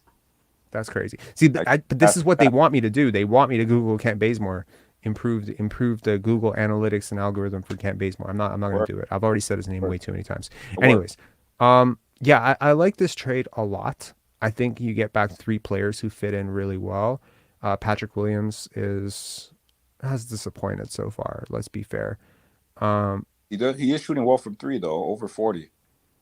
That is hopeful, given where he was earlier. But yeah, like, I think he fits into the Division 6-9. Caruso is amazing. I think it's just hard. See, it's hard for me to be objective about a Fred VanVleet trade because I would trade him for a bag of chips yesterday. So it's really difficult for me to see him as a positive asset because, and I have to put myself in the shoes of Chicago, who would definitely see him as a positive asset because, but I don't know. Ball's out for the year. I mean, but Caruso is such a huge part of what they do, in my opinion, right? Like, I think he is. No, Fred to the fan base, and they'd eat it all up. They could sell it. They definitely could, unless there's a lot of Chicagoites who are Pensire basketball fans, in which case they can't sell shit. Like, I just think that, yes, I get it. You're trying to maximize Levine and DeRozan would definitely vouch for Fred. I mean, he's considered him like a little brother, and he talks like really well about him. I think Chicago has such bigger issues. Like, the Chicago Bulls and the Raptors are both kind of very neck and neck in the standings right now. And this does seem like, one team getting younger. Well, I mean, one team getting younger, one team getting older. Mm-hmm. And I just think the Bulls are hopeless until they get rid of Vucevic, personally. All right. Okay. And so let's just say this trade did go down. What would be your starting lineup after this trade? Good question. I would probably start Caruso. So I would start Scottie at the point, Caruso at the 2, OG at 3, I might consider Patrick Williams at 4, Pascal at 5. Like I might do it like that, and then put Gary Trent and Kobe White on the bench. See, I would keep Gary in the starting lineup. I just feel like he fits so well with. I think Patrick Williams, he can do a lot of that stuff that doesn't require so much usage, and I think Gary is like so great with the usage. Like I mean, straight up, like I started this season kind of like Gary needs to go. Oh, I like, know. That's where I was. I'm not there anymore. I like him. I like what I've seen from him recently. I know he's not having a great season either, but it's not about the numbers. It's about like what I've seen in the growth of his game, and I like it. But to me, it's like a 6-man type of skill set. Like he's still so young. He is, and he could definitely evolve, right? Like I don't want to label him 6-man, and and relegate him to this sort of like Lou Williams, but there is a skill set of a microwave scorer off the bench. Like I'm not talking Vinnie Johnson, but like that Lou Williams, Jamal Crawford type. And I'm not saying that he's on that level, but it's kind of that thing, like where, and it's not like, I know that there's a connotation of bench is bad, but Manu Ginobili came off the bench all those years. There are a lot of great players who've come off the bench in the past. I mean, look at those stacked Celtics teams or whatever. Ray Allen came off the bench for the Miami Heat during their championship run. You could be very valuable and instrumental off the bench. And I just think like I love his dynamic, and it does allow him, to get, and this is one of the few things that I'll actually agree with the Toronto media about, because, yesterday in Will Lou and today on Blake Murphy Tuesday, they were talking about how being on the bench allows Gary to get all those, they get all of those touches. My God. All right. And the last one I had, last trade I had was Freddie to Utah. And coming back, you have Olenek and what's Shea's cousin's name again? Nickeil Alexander-Walker. There you go. Yeah. So, and that works money-wise as well.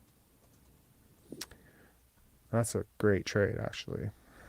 That is a really good trade. I feel like I really like that. In the starting lineup. Pardon? I feel like Olenek would fit perfectly into the starting lineup.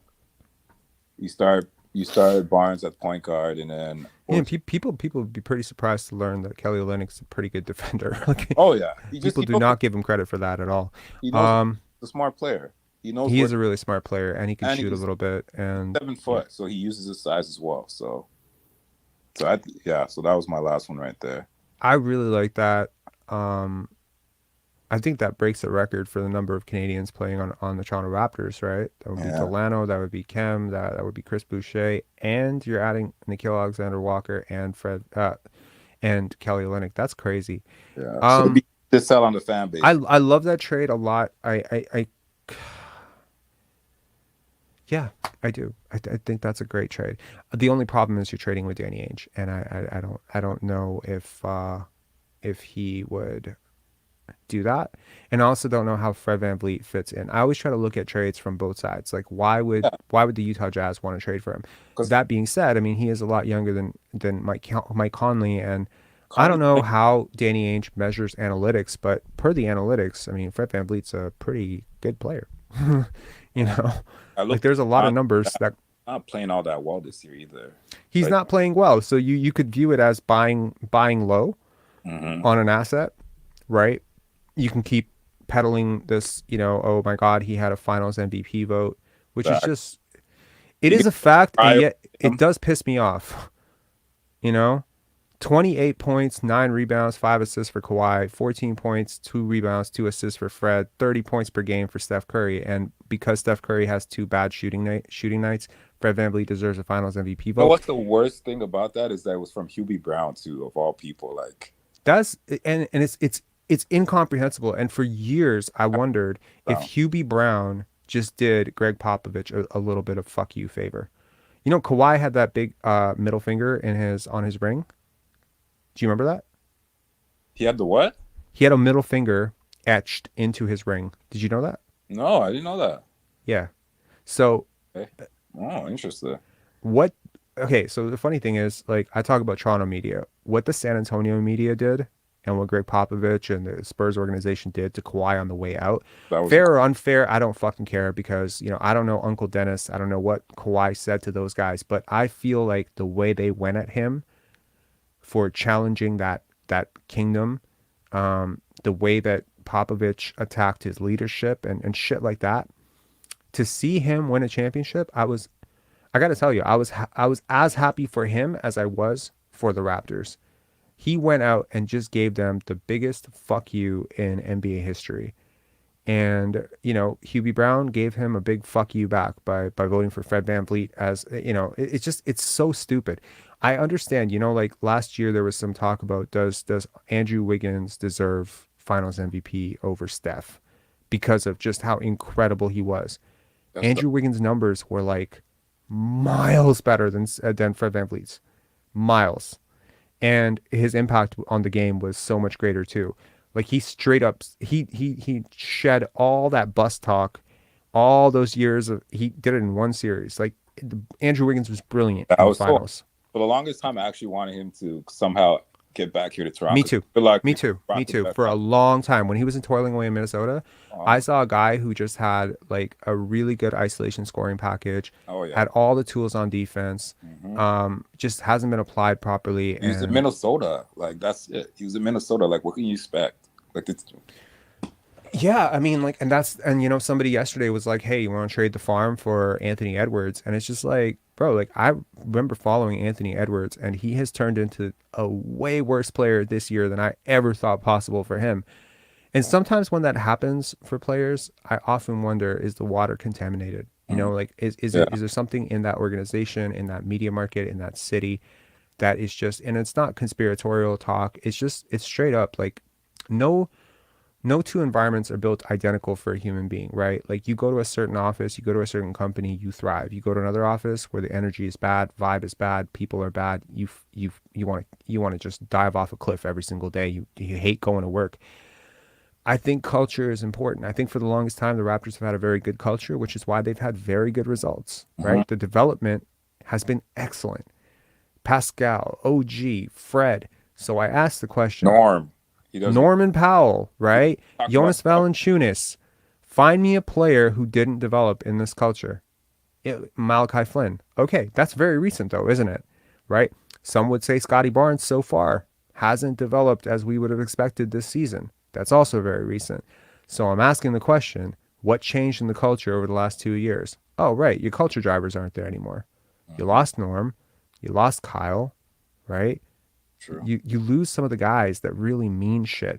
You add a few back. You add guys like Thad and Otto, but they are not the leaders of your team. They're relegated to the fringes. They're like, you know, they're kind of on the edge of the bench. They're not the guys who dictate your locker room. Kyle Lowry, DeMar DeRozan.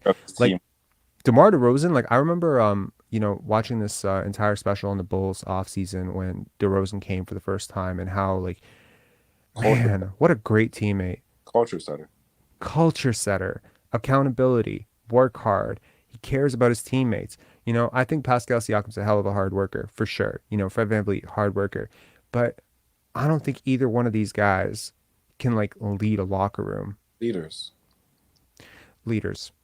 have to care about other people, and this is not to say that they don't care about other people, but it has to be like, it is a serious skill set. It is a very serious skill set. DeMar, you know, he has like that sort of nurturing personality, which can bring people together.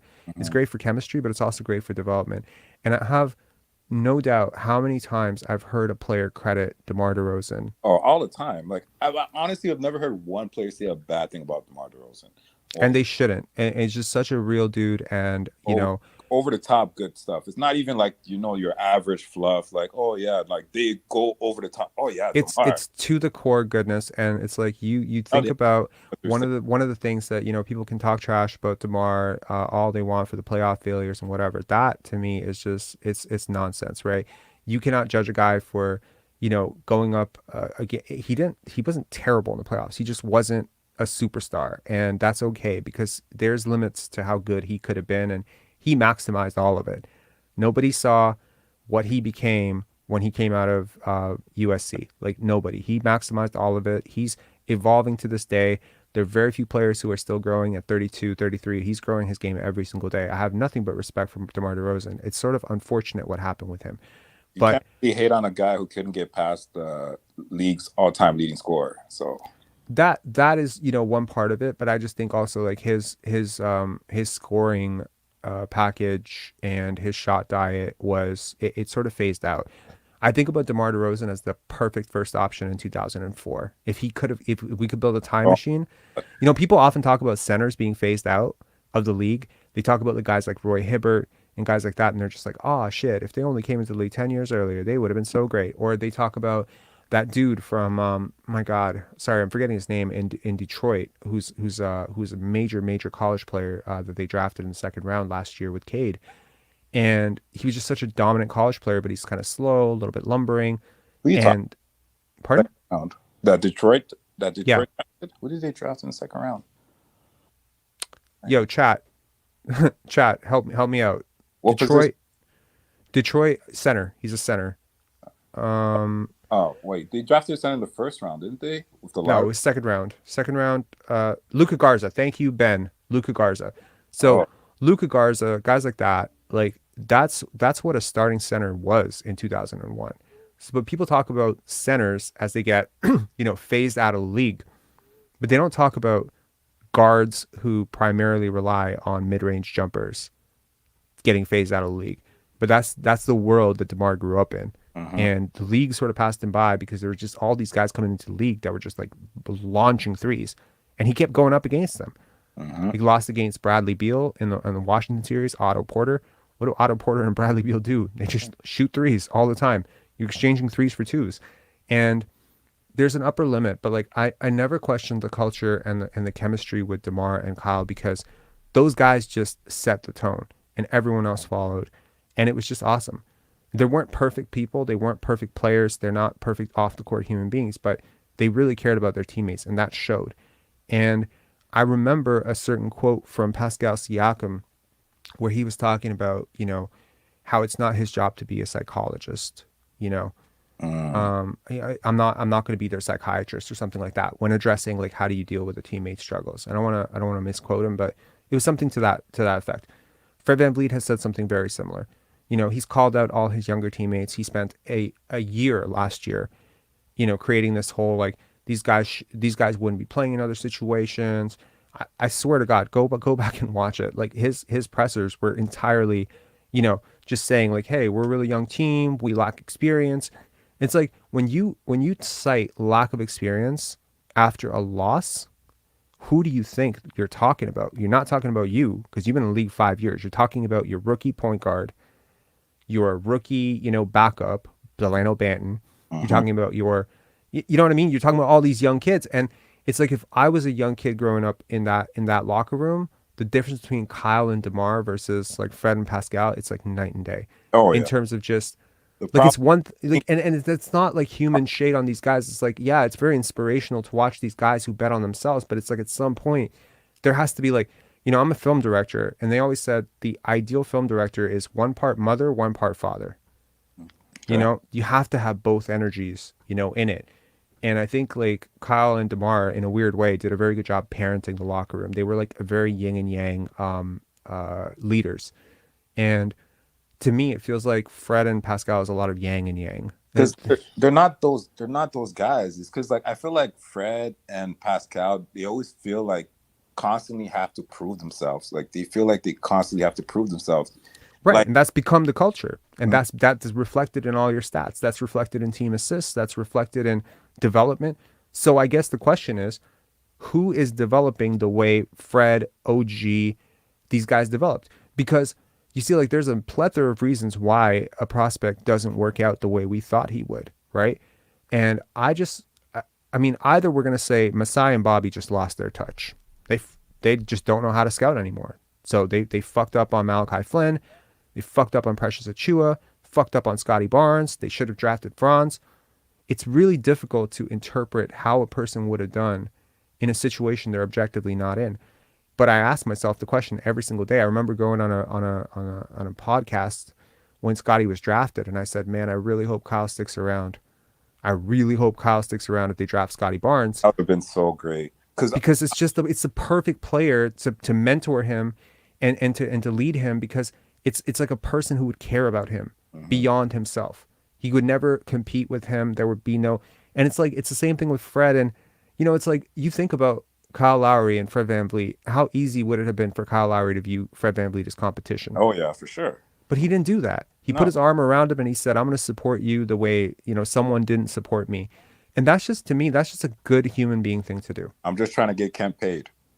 Yeah, I'm trying to get Ken paid. Like, I love that quote. Give OG his flowers after that shot against Boston.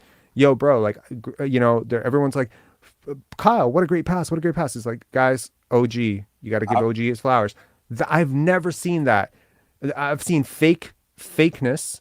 I've seen fake quotes, like, not fake quotes. I want to say, like, forced, like, guys, it's on me today. But he doesn't believe it's on him. Barnes for anybody. I wouldn't trade Scottie Barnes for anybody. Yeah, that's bullshit. Like, my ass, you wouldn't. Like, and if you legitimately feel that way about Scottie, then why wouldn't you pass him the ball when he's open in the post? Like, to me, it's just. Do you remember the Beanie Siegel song "Feel It in the Air"? Oh yeah, for sure. Yeah. Handshake, matching the smile, right? Like, that to me, it's like, I've always, it's like that quote is etched in my brain, being an 80s kid, 90s kid, growing up with a lot of Beanie Siegel music. And to me, it's like, that to me is like, when your actions and your words are constantly like not matching up, to me, I get really suspicious.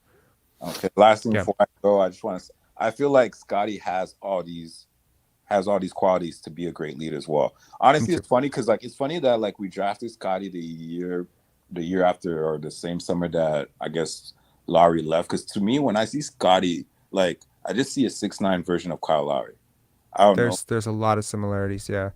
I just see a 6'9" version of Kyle Lowry, and just like earlier in his career, Kyle Lowry couldn't shoot either, but he's a point guard, and that's what he is. He's a point guard. We need to hurry up and just turn the keys over to Scottie and just let him grow, honestly, because I'm in agreement with you, man. Thanks a lot, Chris. I really appreciate it. I want you to this is your first time calling for sure, right? I've never heard you before. No, I've called him before. Really? I'm actually last time I called him, I was actually on video. Okay, maybe that's what's throwing me off. Oh wait, are you were the person who called in for the first time last time?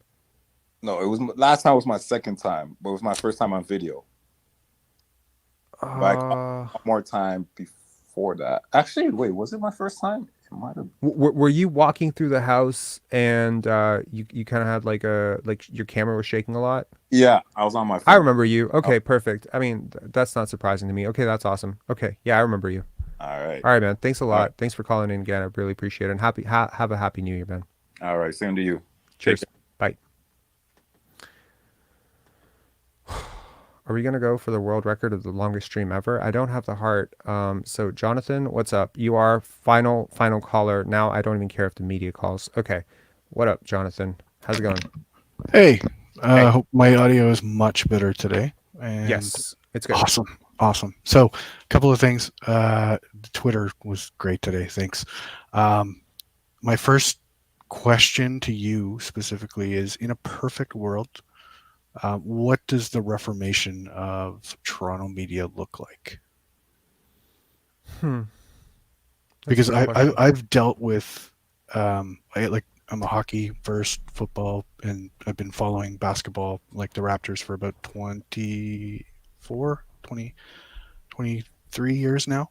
Okay, great. I'm very happy to talk to you, actually. That's great, because I did not follow hockey. I definitely, if I tried to talk about how they cover hockey, I would just be lying. So I'm curious, do they cover hockey the same way they cover basketball? No. They don't. So there's a significant difference in terms of, I would just say, the base knowledge of we'll just say the Canadian view of basketball. I've always said to friends of mine, we've had them for like 27 years. You think that we would have like a maturation or a devotion to this team and understanding the game with the points that you like to focus on. So no, there's definitely a huge difference between hockey and basketball. And there's the thing I see replicated in the basketball world is this pecking order / old boys club where it has these layers and you can't go above your station, right? And I think this is why there's. Do you think this is specific to Toronto media or media everywhere? Well, I would say Toronto media. Or is it just more exacerbated with Toronto media? So it's an amplification. I would say Montreal has its own kind of thing. Edmonton definitely is we'll say a hotbed, but it's a much smaller market. I grew up with New York media, Chicago media. I mean, they have their slants. Like when I was a kid, growing up in the 80s, 90s, right? I would get really upset when I would see the news. Even when I was 6 years old, I understood how bullshit it was. Probably because my dad vented about it all the time. And I remember the first time my dad sat me down, and it was there was a shooting. There was a shooting. It involved like 2 or 3 black teens and a white woman, and they said. And they were like talking about it for like days and days and days. And there was like 2 shooters, 3 shooters, and they kept pushing these guys' faces. They were these very like mean looking mugshots on the page, and they're just pushing it in your face all the time. And they kept updating you on this thing. And my dad said, I just want to remind you that like 800 people died. And this is the one thing they're going to focus on all the time, because this is the one that makes people scared. This is the one that makes their audience scared. And it's pushing a myth. It's a very racist thing that they did in the 90s, and then of course they completely flipped it around in 2008. Now everyone's woke, and you can't say anything about anybody, and it's like, oh well, why are people so why are these cops growing? It's like, not to get too deep into this, but like there's a reason you spent 10 years brainwashing people to think that that's what criminals look like, because that's all you ever showed. It always pissed me off that way. And I mean, when you cover left-right politics and you start to see it there.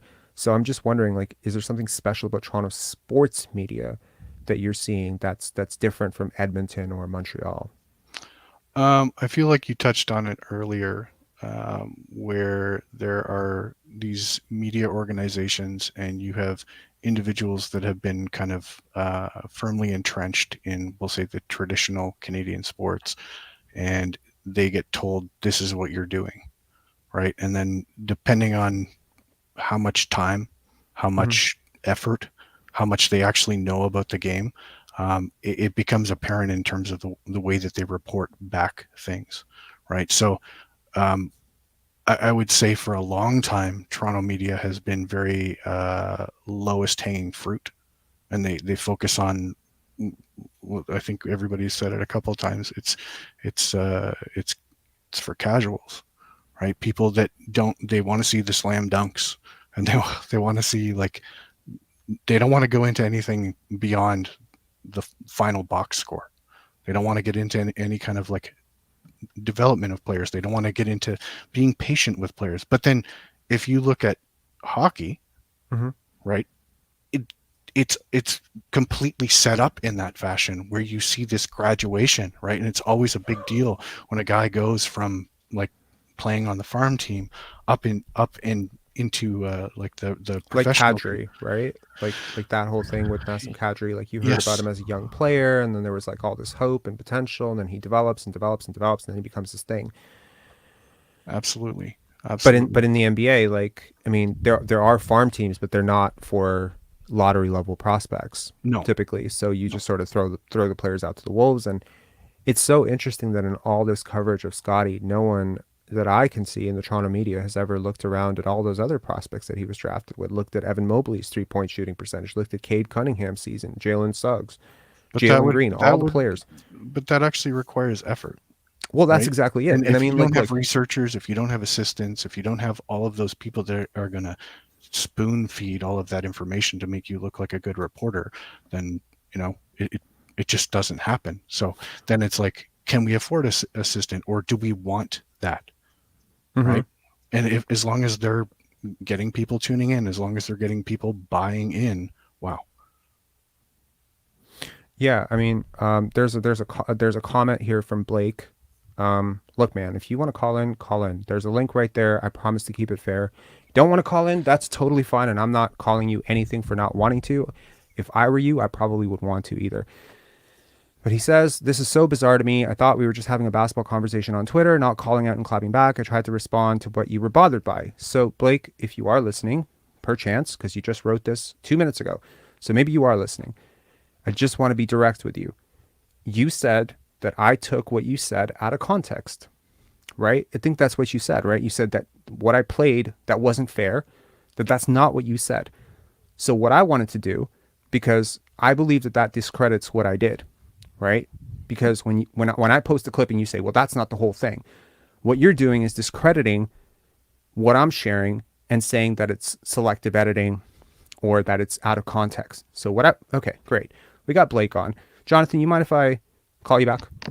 Or I just put you on hold for a sec? Sure. Okay, great. How you doing, Blake? Yo, what's going on, man? Not too much. What's going on? My audio okay? Yeah, your audio is great. Cool. So what's up? I figured this was easier than going back and forth on Twitter or like me hearing whatever. Like I don't care. But if we're gonna have a basketball conversation, we may as well have a basketball conversation instead of doing it in tweets. I appreciate you doing this, by the way. I want to be, first of all, very respectful and thankful to you for calling in. I appreciate it. So I just want to lay out what I think is happening, and I respect you. I've read your work, and I genuinely feel like you're one of the good guys. I'm not pandering to you right now. I'm telling you where I'm starting from on this. No, I get it. I mean, I've checked out some of your stuff. I know that I didn't expect to come on here and you to say anything other than what you feel and straight shooting. So you don't need to qualify it. Thank you. Okay. So I feel that there was a certain expectation of the type of prospect that the Raptors drafted over Jalen Suggs 18 months ago. And I feel that there have been a lot of efforts to put a square peg into a round hole when it comes to Scottie. Now, I understand that development is not linear. Some players are going to go through bumps and bruises. But I take a major issue when this guy, whose work ethic should never be questioned given how far he's come in the last 24 months, is being openly dogged by Doug Smith. Now, you are not Doug Smith. I understand that. You do not speak for all of Toronto media. I get that. But when the talking points are consistently going to be, well, Scottie, there's an inside source in the Raptors locker room that's, Scottie Barnes, some eyebrows were raised. I feel like all of this language is very weird to me. Michael Grange calling him out, Doug Smith, Josh Lewenberg, Will Lou, in my opinion, has had kid gloves on when it comes to Fred VanVleet's struggles this year. And I understand that everyone's rooting for the guy and there's a lot of nostalgia attached to the championship run. But can we call an ace an ace? When Josh Lewenberg says 4 out of 5 starters are, had a good game, I think that's ridiculous. When he says that Scottie Barnes works half days, I think that's ridiculous. And I think that when we start, as you guys, with the blue check marks and the huge following, the national media and stuff, when you start questioning a guy's games, that's cool. I like it. I appreciate it. Hold him accountable. Bad games are not a sign that a player did not work hard, does not love the game. But when I turn on a Clippers broadcast and they're echoing talking points from Doug Smith in some bullshit article where he says maybe Scottie Barnes didn't work hard enough this summer, he needs to work harder. And when they're saying this guy has had work ethic issues, that is where I say you have now crossed a line which has gone beyond basketball and has gone personal, because that is not an easy label to shake. And I know that you are a very smart person and you know that. So that is where I'm starting with. And that's what I want to say. Yeah, so I'm going to preface this by saying anything I say from here is not about Josh or Doug or Grange, whoever. This is my take on it. Sure. I don't know who they talk to or what their reports are or whatever, or, the specific game you're talking about with Lewenberg. So this is just me.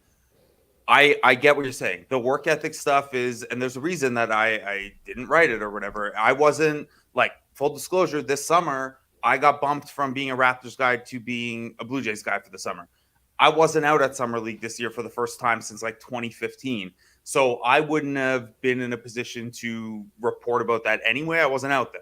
I wasn't near the Rico runs and talking to guys around the Rico runs and stuff like that, like I have been in years past. Okay. So I wouldn't have reported that. Now, the clip that you took issue with today, and the reason that I responded to you was not that I didn't say those exact words, but the way it was presented was that I was being negative and questioning Scottie's work ethic. Now, I feel like the greater context of that conversation, it was very, very positive about Scottie Barnes and his recent play, with the playmaking, whether you, and like we can get into the center, point guard, point center stuff like that. That's kind of semantics. But the reason I didn't appreciate the way it was framed and like finding out that this live stream's going on or whatever, I'm getting called out or whatever term it is like that was a very, very positive conversation about Scottie Barnes. And as a media member and as a teammate of Will Liu, like I am aware that Thorpe went on his show on a network that I'm on and went on JD Bunkis' show on a network that I'm on. So what I am trying to do in that moment is recognize that the audience has heard this from David Thorpe or whoever about Scottie Barnes. And if this is kind of like debate 101, is if you ignore the counterpoints or the negatives, the people who feel that way or have glommed onto those things, their heads immediately go to, yeah, but what about his work ethic? What about this thing I heard say? So by acknowledging that and saying, and maybe I didn't do the best job of it because I didn't know we were going there with the conversation. You're just kind of talking, freewheeling. But what I was attempting to do was, yes, Scottie has had some ups and downs, as you'd expect with any 21-year-old sophomore in a huge role.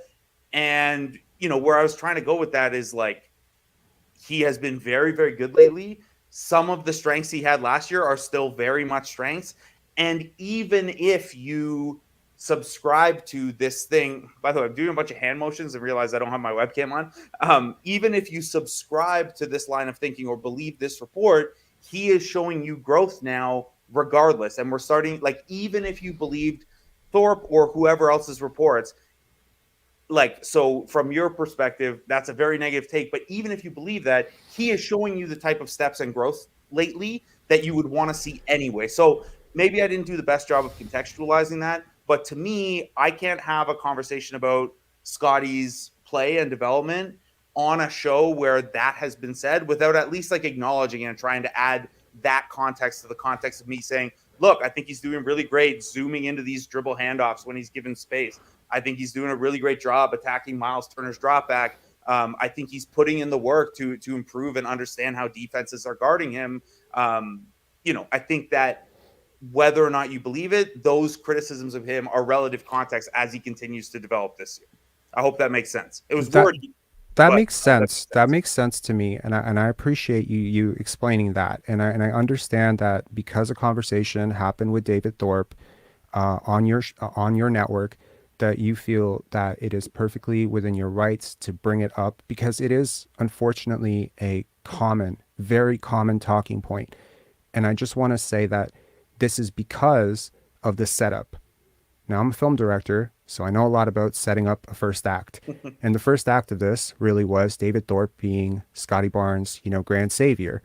When everyone was confused, I'm sure I watched yours and Will Liu's entire pod about Jalen Suggs versus Scottie Barnes, etc. And just to put it out there, I've been Camp Scottie since 2018, so you might consider me a bit of a super fan at this point, right? Hey, man, you look very right in that right now, right? So I think it's just looking past the surface sometimes with Scottie, right? So the point here is that while I understand it, David Thorpe was often used as a voice of cautionary, wait and see. There were a lot of brilliant stories that he shared about how Scottie had never envisioned himself as a scorer, how he, that entire story that he shared about his son playing in FSU and the energy he brought. So it paints a narrative, unfortunately, for a lot of people who were caught off guard, maybe had not done a ton of research from what I was gathering on Scottie, maybe very prepared to print all the Suggs articles and kind of had to scrap them the next day. I remember Michael Grange basically probably had that entire, Suggs article pinned out, and then he was kind of caught off guard. Do you remember when I picked Scottie Barnes I don't know if you subscribed to The Athletic, but I picked Barnes at number 4 for the Raptors in an Athletic mock draft, and I thought I was gonna get run off the internet for it. Hey, look, you're not the first person to respond to me. Sam Vecini responded to me a couple of weeks ago. He thought that I was being very unfair to him. But the problem is that anchoring bias is real, right? Yeah, So certainly. you know, we have a certain notion, and look, if Scottie Barnes was failing as a prospect, which I do not think that he is, I'm Not sure close. there would be a greater resistance for me to get off my Scotty's great post than for most people who didn't stand on the post to begin with. And so I guess what I'm saying is that when you, as someone who is as beloved and respected as you, even among, you know, people who don't really think very much of the media, I talk to a lot of smart people who understand basketball that think Blake Murphy is above it all, above that criticism that some of your, no offense, you know, I get friends, I'm sure, that you're above that. So you have a lot of weight, way more weight than I do, to create and shape the narrative about Scotty. And so, given the struggles that he's gone through this year, given the myriad of reasons that I could point to for that happening, including this offense, including coaching, including role definition, including the attempt for a player who has never been a go-to scorer to try and become that type of player. I mean, all the shots are different. The shot diet is different. Mhm. So while I appreciate balanced, you know, analysis on it, especially from someone who studies the numbers like you do, where you can actually reference his, you know, percentages at the rim, I'm sure, you know, context B, you could also reference how great he's been as a catch and shoot shooter. I'm sure you know that, right? As a catch and shoot 3-point shooter, he's been much better. There's certain qualitative issues with his 3-point shot attempts, but he's evolved as a shooter. So when you even mention the David Thorpe thing, which I thought was really irresponsible on David Thorpe's part, no offense to him, when you mention that, and then you bring up the, you know, if we believe this and he hasn't put in the work to develop the 3-point shooting or the point guard stuff, and then it's in the grander context of, and this is why he's thriving at center because he hasn't ascended on that level as a playmaker and all that stuff. That to me To be is very clear, I sure. don't think part of the center conversation was that he hasn't as ascended as a playmaker, because even the times this year, if I've been a little down on the way Scotty's playing, like his assist rate and the way he involves teammates, and like last year it was like a lot of transition and improvisational stuff. Like he's improved a lot in that regard, and that's been like a pretty consistent talking point. Is like, for me anyway, is like, okay, maybe the scoring's not there, maybe the defense wasn't there that game or whatever, but the playmaking had taken a step. So maybe something got lost in communication there. Personally, I'm not a big fan of like traditional positional definitions anyway, especially with the way the Raptors like to initiate their offense. Like, I think it's great that Scotty's screening a little bit more, working a little bit more DHO, getting a little closer to the rim for those second chances. But like, honestly, I don't think the Raptors have like a traditional center role in their offense anyway. So I apologize if anything got lost in translation there. But yeah, I've been there, like, of all the things of Scotty's season, the playmaking is where I've been most positive, I think.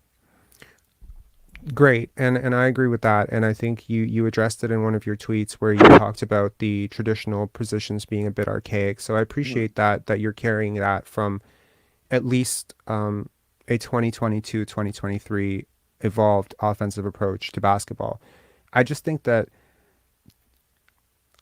there's a lot going on with Scotty underneath the surface that does not warrant, it does not, because look, OG's having a bad shooting season. We can agree with that, right? Everyone, pretty much everyone is, yeah. Absolutely. And Fred is having the season from hell. He's having the worst season of his life since he's been a starter. He's shot 37 to 38% pretty much consistently for 12 months. Here's what I have never heard. I have never heard OG Anunoby does not love basketball, does not care about basketball. I've never heard that OG Anunoby needs to work harder in the offseason. I've never heard any of these talking points. I have never heard that Fred VanVleet doesn't work hard on his game, because that would be absolutely horseshit for anyone who knows Fred VanVleet and how hard he works. That would be crazy. My issue is that attacking Scotty, attacking Christian Coloco as often as he has been attacked for being the quote-unquote worst center in the NBA, or worst starting center in the NBA, attacking the lack of bench production ignores a very large elephant in the room, which is A, the offense, and B, the people driving that offense. And I think that when you start studying all the film tape, as I'm sure that you do look at tape, you know, you start to see that the problems being identified and talked about are not really indicative of the problems that exist within this team. And it's, I think, a little bit disingenuous to say yesterday that look at how much the bench, outscored the bench. It's a fact. It did happen, but you're also talking like I have a heart, and I can tell from talking to you and just the fact that you called that you have a heart too, like a big heart. I can sort of just instinctively tell that, even though we've never talked before. So what I can just say is that I feel bad for someone like Precious Achua or Chris Boucher or Delano Banton, who's not even, with the team right now and playing in the G League, or Jeff Doughton, who didn't even get off the bench, which he should, or Malachi Flynn, who's, working through his own progression of trying to just latch on and get a second contract, that these guys become a scapegoat for a team that's struggling. I find that kind of ridiculous. And I don't remember this being the case under previous regimes. And by regimes, I don't mean Masai and Bobby, but I mean like leadership, DeMar, Kyle. I felt like those guys protected their younger teammates. I think they took onus on themselves. And last year, I made a little bit of a mix of Fred VanVleet sort of deflecting blame off of himself onto his younger teammates. And I think that's sort of become sort of the culture around here, that we're just going to attack Malachi Flynn for not being good enough to be a backup. We're going to attack the young bench, the youth, the inexperience. When Fred VanVleet comes out after a loss and says, we're just a really inexperienced team, you know who I know he's not talking about? Himself. That to me is low. It's low because it's not fair. Because when, and this is not me saying you directly, but please just go and look at the people who work in the Toronto media and find one of them who didn't talk about the bench scoring disparity and what the talking points would be at the water coolers today when people are like, oh my God, the Raptors need to trade for someone better on the bench. I feel bad for the players who play on this bench, because the reality is they're scapegoating 5 players who played a combined 41 minutes and took 7 shots, hitting 3 of them, and ignoring the elephant in the room, which is that you have an all-star, and I put it in air quotes, all-star point guard who shot 3 for 15 in 36 minutes. I don't think that's fair. I think calling an ace, and it's like when you go around and around and trying to do anything but, and I realize that Fred VanVleet has a lot of really favorable relationships with the Toronto sports media. And I've known NBA players in my life. I don't want to say I've never worked for The Athletic, but I have worked in sports media. I know it's very difficult to go after a player that's endearing, charming, and that you have a personal relationship with. Sure, go ahead. If that's okay, just because Absolutely. I do have a relationship with Fred, but I also have the type of relationship with Fred where, like, look, full disclosure, I can't be in the locker room right now. Like, because of limited access and stuff. We only, like, Grange has the Sportsnet locker room credential. I'm up chilling somewhere else. So unless I run into him pregame, I'm not talking to him much. But I do have a relationship with him, and a good one. And I think part of that relationship is built on calling shit the way I see it. And like my kind of guiding principle for analysis is never I want to be positive or negative. It's I want to be right. Like, that's more important to me. So, if Fred were on right now, I'd be like, Fred, you shot the ball really poorly last night, and your catch and shoot percentage on wide open threes has dropped almost 20 percentage points this year. Like, that's something Fred VanVleet knows, and it's not going to do me any good to tiptoe around that, because the numbers are the numbers, and like, we can all watch games. He's had a tough year, and the shooting percentages have dropped off dramatically. Now, in terms of the earlier part of what you were saying, I think and I don't expect anyone to go back and listen to the whole 50 minutes Will and I did today. But I played 8 minutes of it for the audience, just why, because you said that I had taken you out of context, so I wanted to put you back into context. So I played out the entire thing.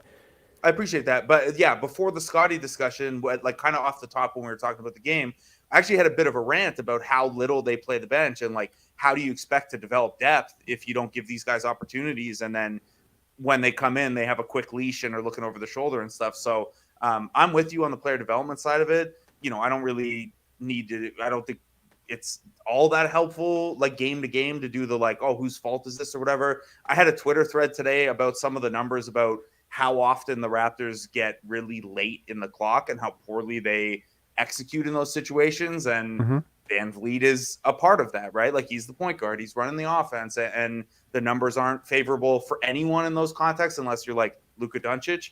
But that's a team-wide issue. It's a poorly designed half court offense, and that's going to have a trickle down effect. So I know where you were going with that. I just want to step in because, like, yeah, I do have a relationship with Fred, but that relationship is also where, you know, I would have but no see, problem. that's the thing, Blake, is like you have a relationship with Fred I have a and you relationship with and a lot of the guys. of course, and that's fair. And a lot of people who cover this team do, and perhaps, you know, more likely you would have that type of relationship because you're probably the type of person, from what I can gather just talking to you, that players would actually vibe with a little bit. I could see that. I get that, and I totally appreciate Well, that. it's like, it's just talk ball, and like, if you're going to be negative in your analysis or positive in your analysis, be ready fair. to back it up and talk about it. Absolutely, be fair. And so my point is that what you just said about Fred, you know, if Fred was here, I would say, you know, you shot poorly on catch and shoot, and, you know, three for 15 and all that stuff. That's great. But what I never got from anything you just said was you're hogging the ball, slowing down the pace to suit your own style of play, demanding Scottie pass you the ball in transition when he has the ball because you want to be the point guard, taking shots out of rhythm, questionable shot selection. I don't recall a lot of Fred VanVleet has questionable shot selection, Yeah, I but mean, part he of that does. is like, you know, you can't put yourself in a guy's head, but also, like, I watched the tape back from last night's game, and like, yeah, at a certain point, you should probably stop shooting threes if you're not, like, if it's not your night, look for something else.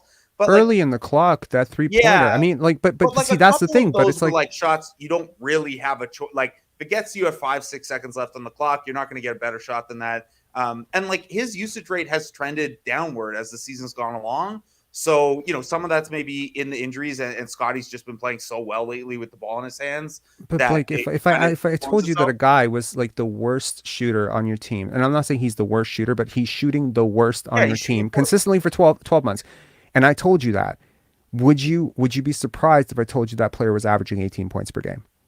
I think most people would need the team context or whatever, but yeah, it's not the best, and that's why I think his usage rate has like trended downward. It's still 22%. He is, still attempts more shots per 100 possessions than Scottie and OG.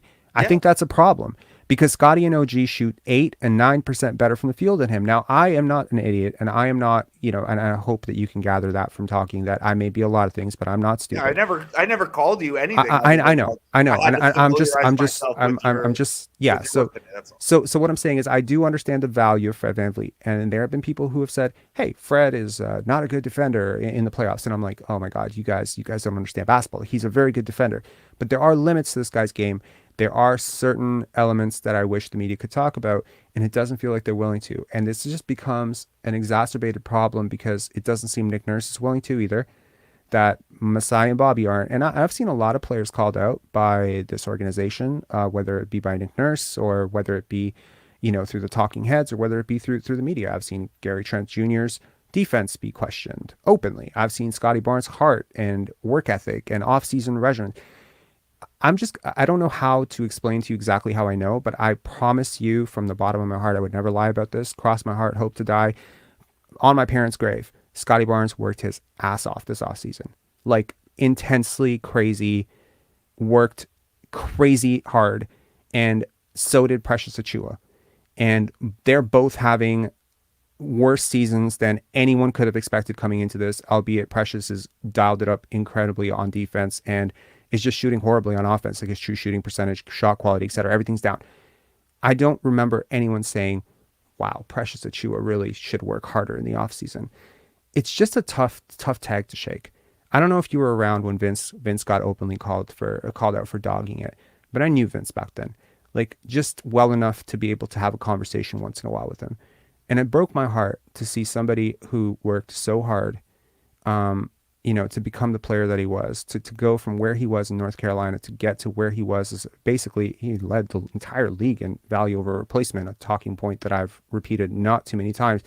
But to see a guy who'd done so much for the community, so much for his teammates, maybe just a little bit immature at that time, and he maybe didn't have the greatest relationship with the media as things were going south with his injuries, the way they assassinated him on his way out, that carried with him. No matter what he did, he became an Iron Man in the NBA. He became a consummate teammate. He's rarest more superstar. NBA basketball than almost anyone all time. Absolutely.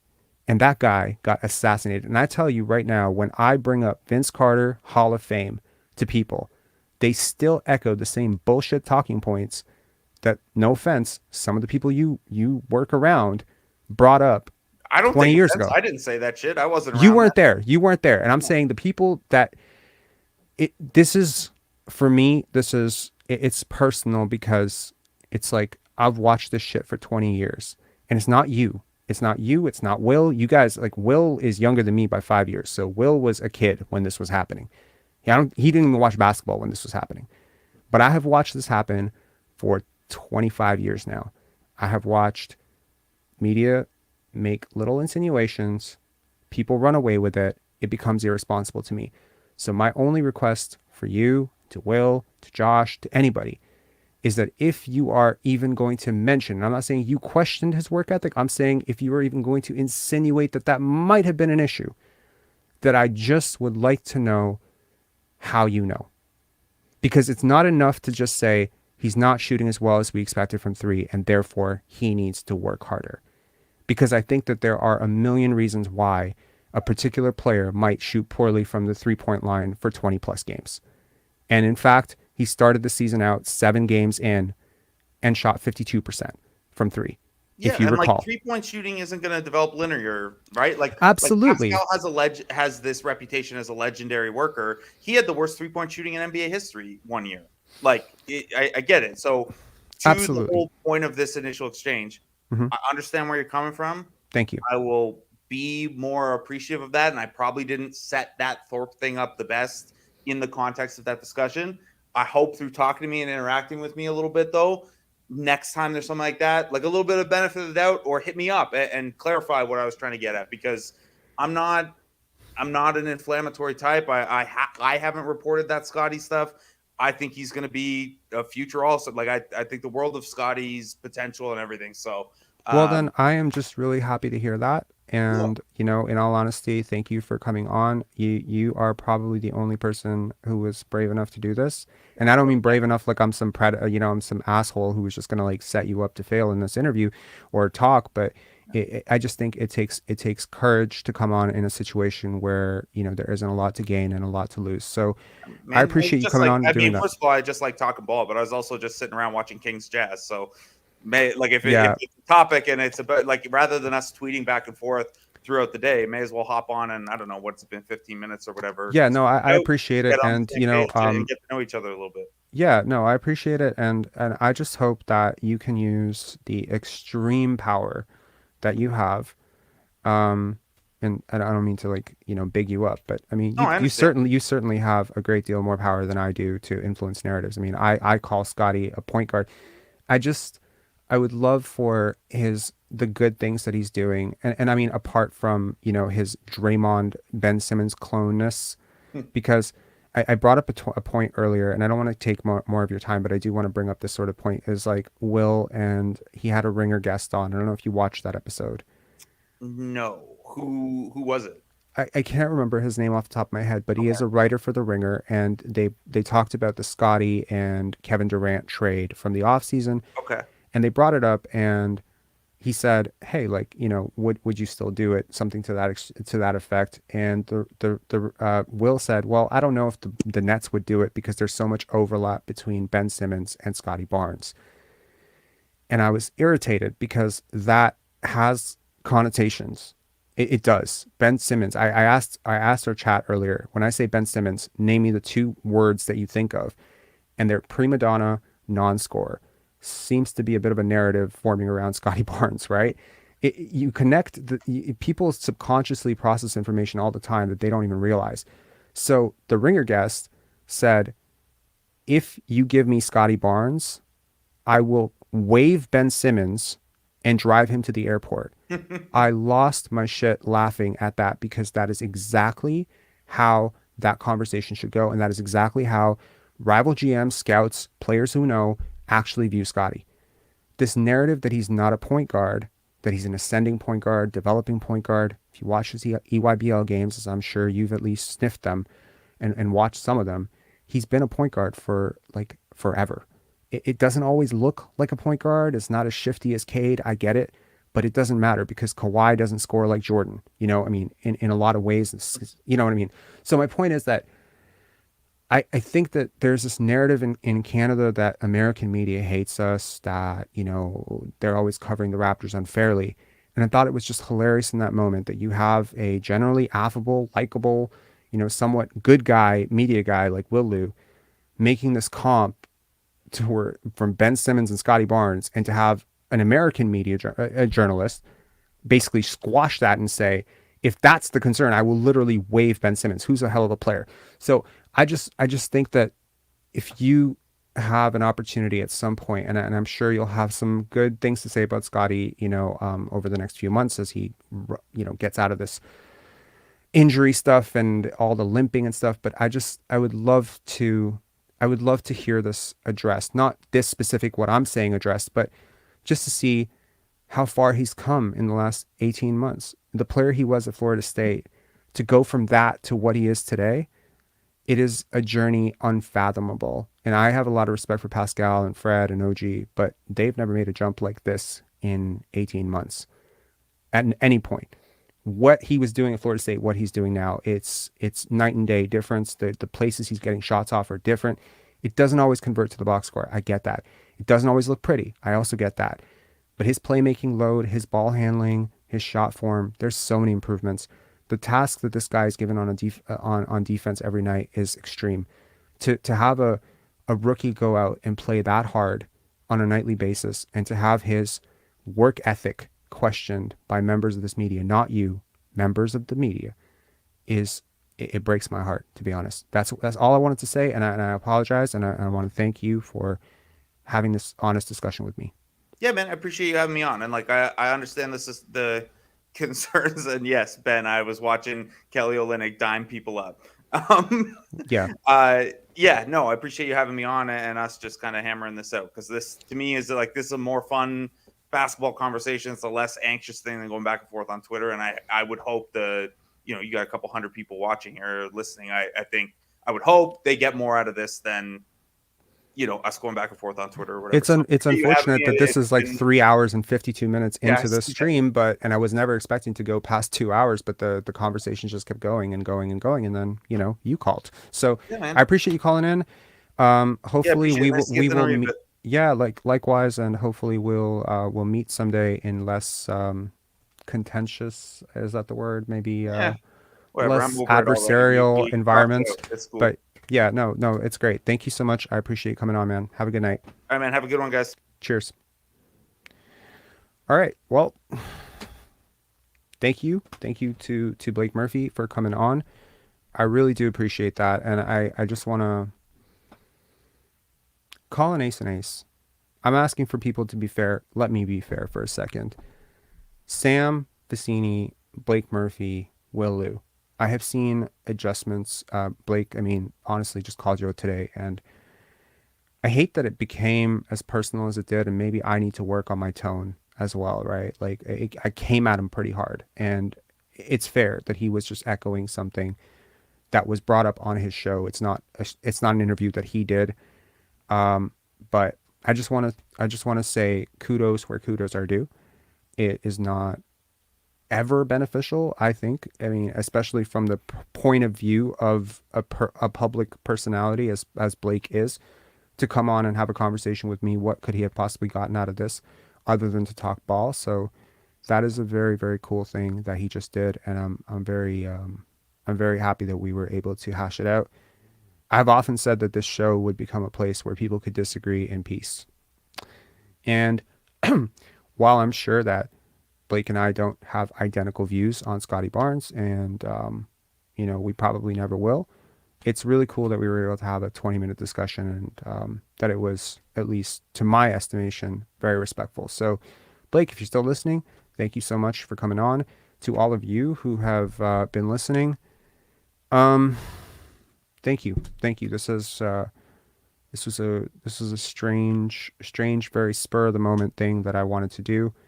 I wanted to talk about it because a really big reason why Pensar Basketball exists is exactly to have conversations like this, is to correct slants when I see them, is to, there's only so much that I can say about that before people start accusing me of being like InfoWars or something. I'm not InfoWars. I just want fair to be fair. And I think there's a more fair way to address what's going on with Scottie, even in the bad moments, than has been expressed by various members of the media. And I think there are more fair ways to address what's going on with Fred and Pascal and OG and whenever the player struggles. I just think there's a respectful, keep it above the belt sort of situation. You know what I mean? Like even like little digs like DeAndre Ayton, you know, did he play? Did he play that night? I don't know. You know, max contract player, did he play? It's so cheap. You don't think DeAndre Ayton wanted to play well against the Raptors? Yeah, they schemed him out. They did some things. He had an off night. Shit happens. Like these are athletes. Like let's keep it respectful, guys. So thank you to the chat. Thank you guys. I can't even imagine how many of you have after these chats are over, we often see like how many comments went off. Probably like 8,000 comments. It's crazy, and all of them for Kent Bazemore. I hope that shit ended. Anyways, I want to thank you all for tuning in. It's almost midnight, and I'm signing off. That was really cool. It's fun to talk shit. If you have nothing better to do, yes, it is absolutely fun to talk shit, but I do not find it fun to talk shit about people. Anyway, all right, have a good night, guys, and share this. I'm probably going to try to clip out the Blake part because I think that I don't want that to get lost. I think it was a really good conversation. I think it needed to be had. I think it touched on a lot of, at least, thoughts that I've been wondering, and it provides a great deal of clarity for me on just, I mean, at least I think it was illuminating. Anyway, cheers, guys. Have a good one. Have a good night. Peace. Oh, and make sure to subscribe. Don't forget to subscribe. We spent 4 hours on this chat. The least you could do is subscribe and hit like and comment. Peace.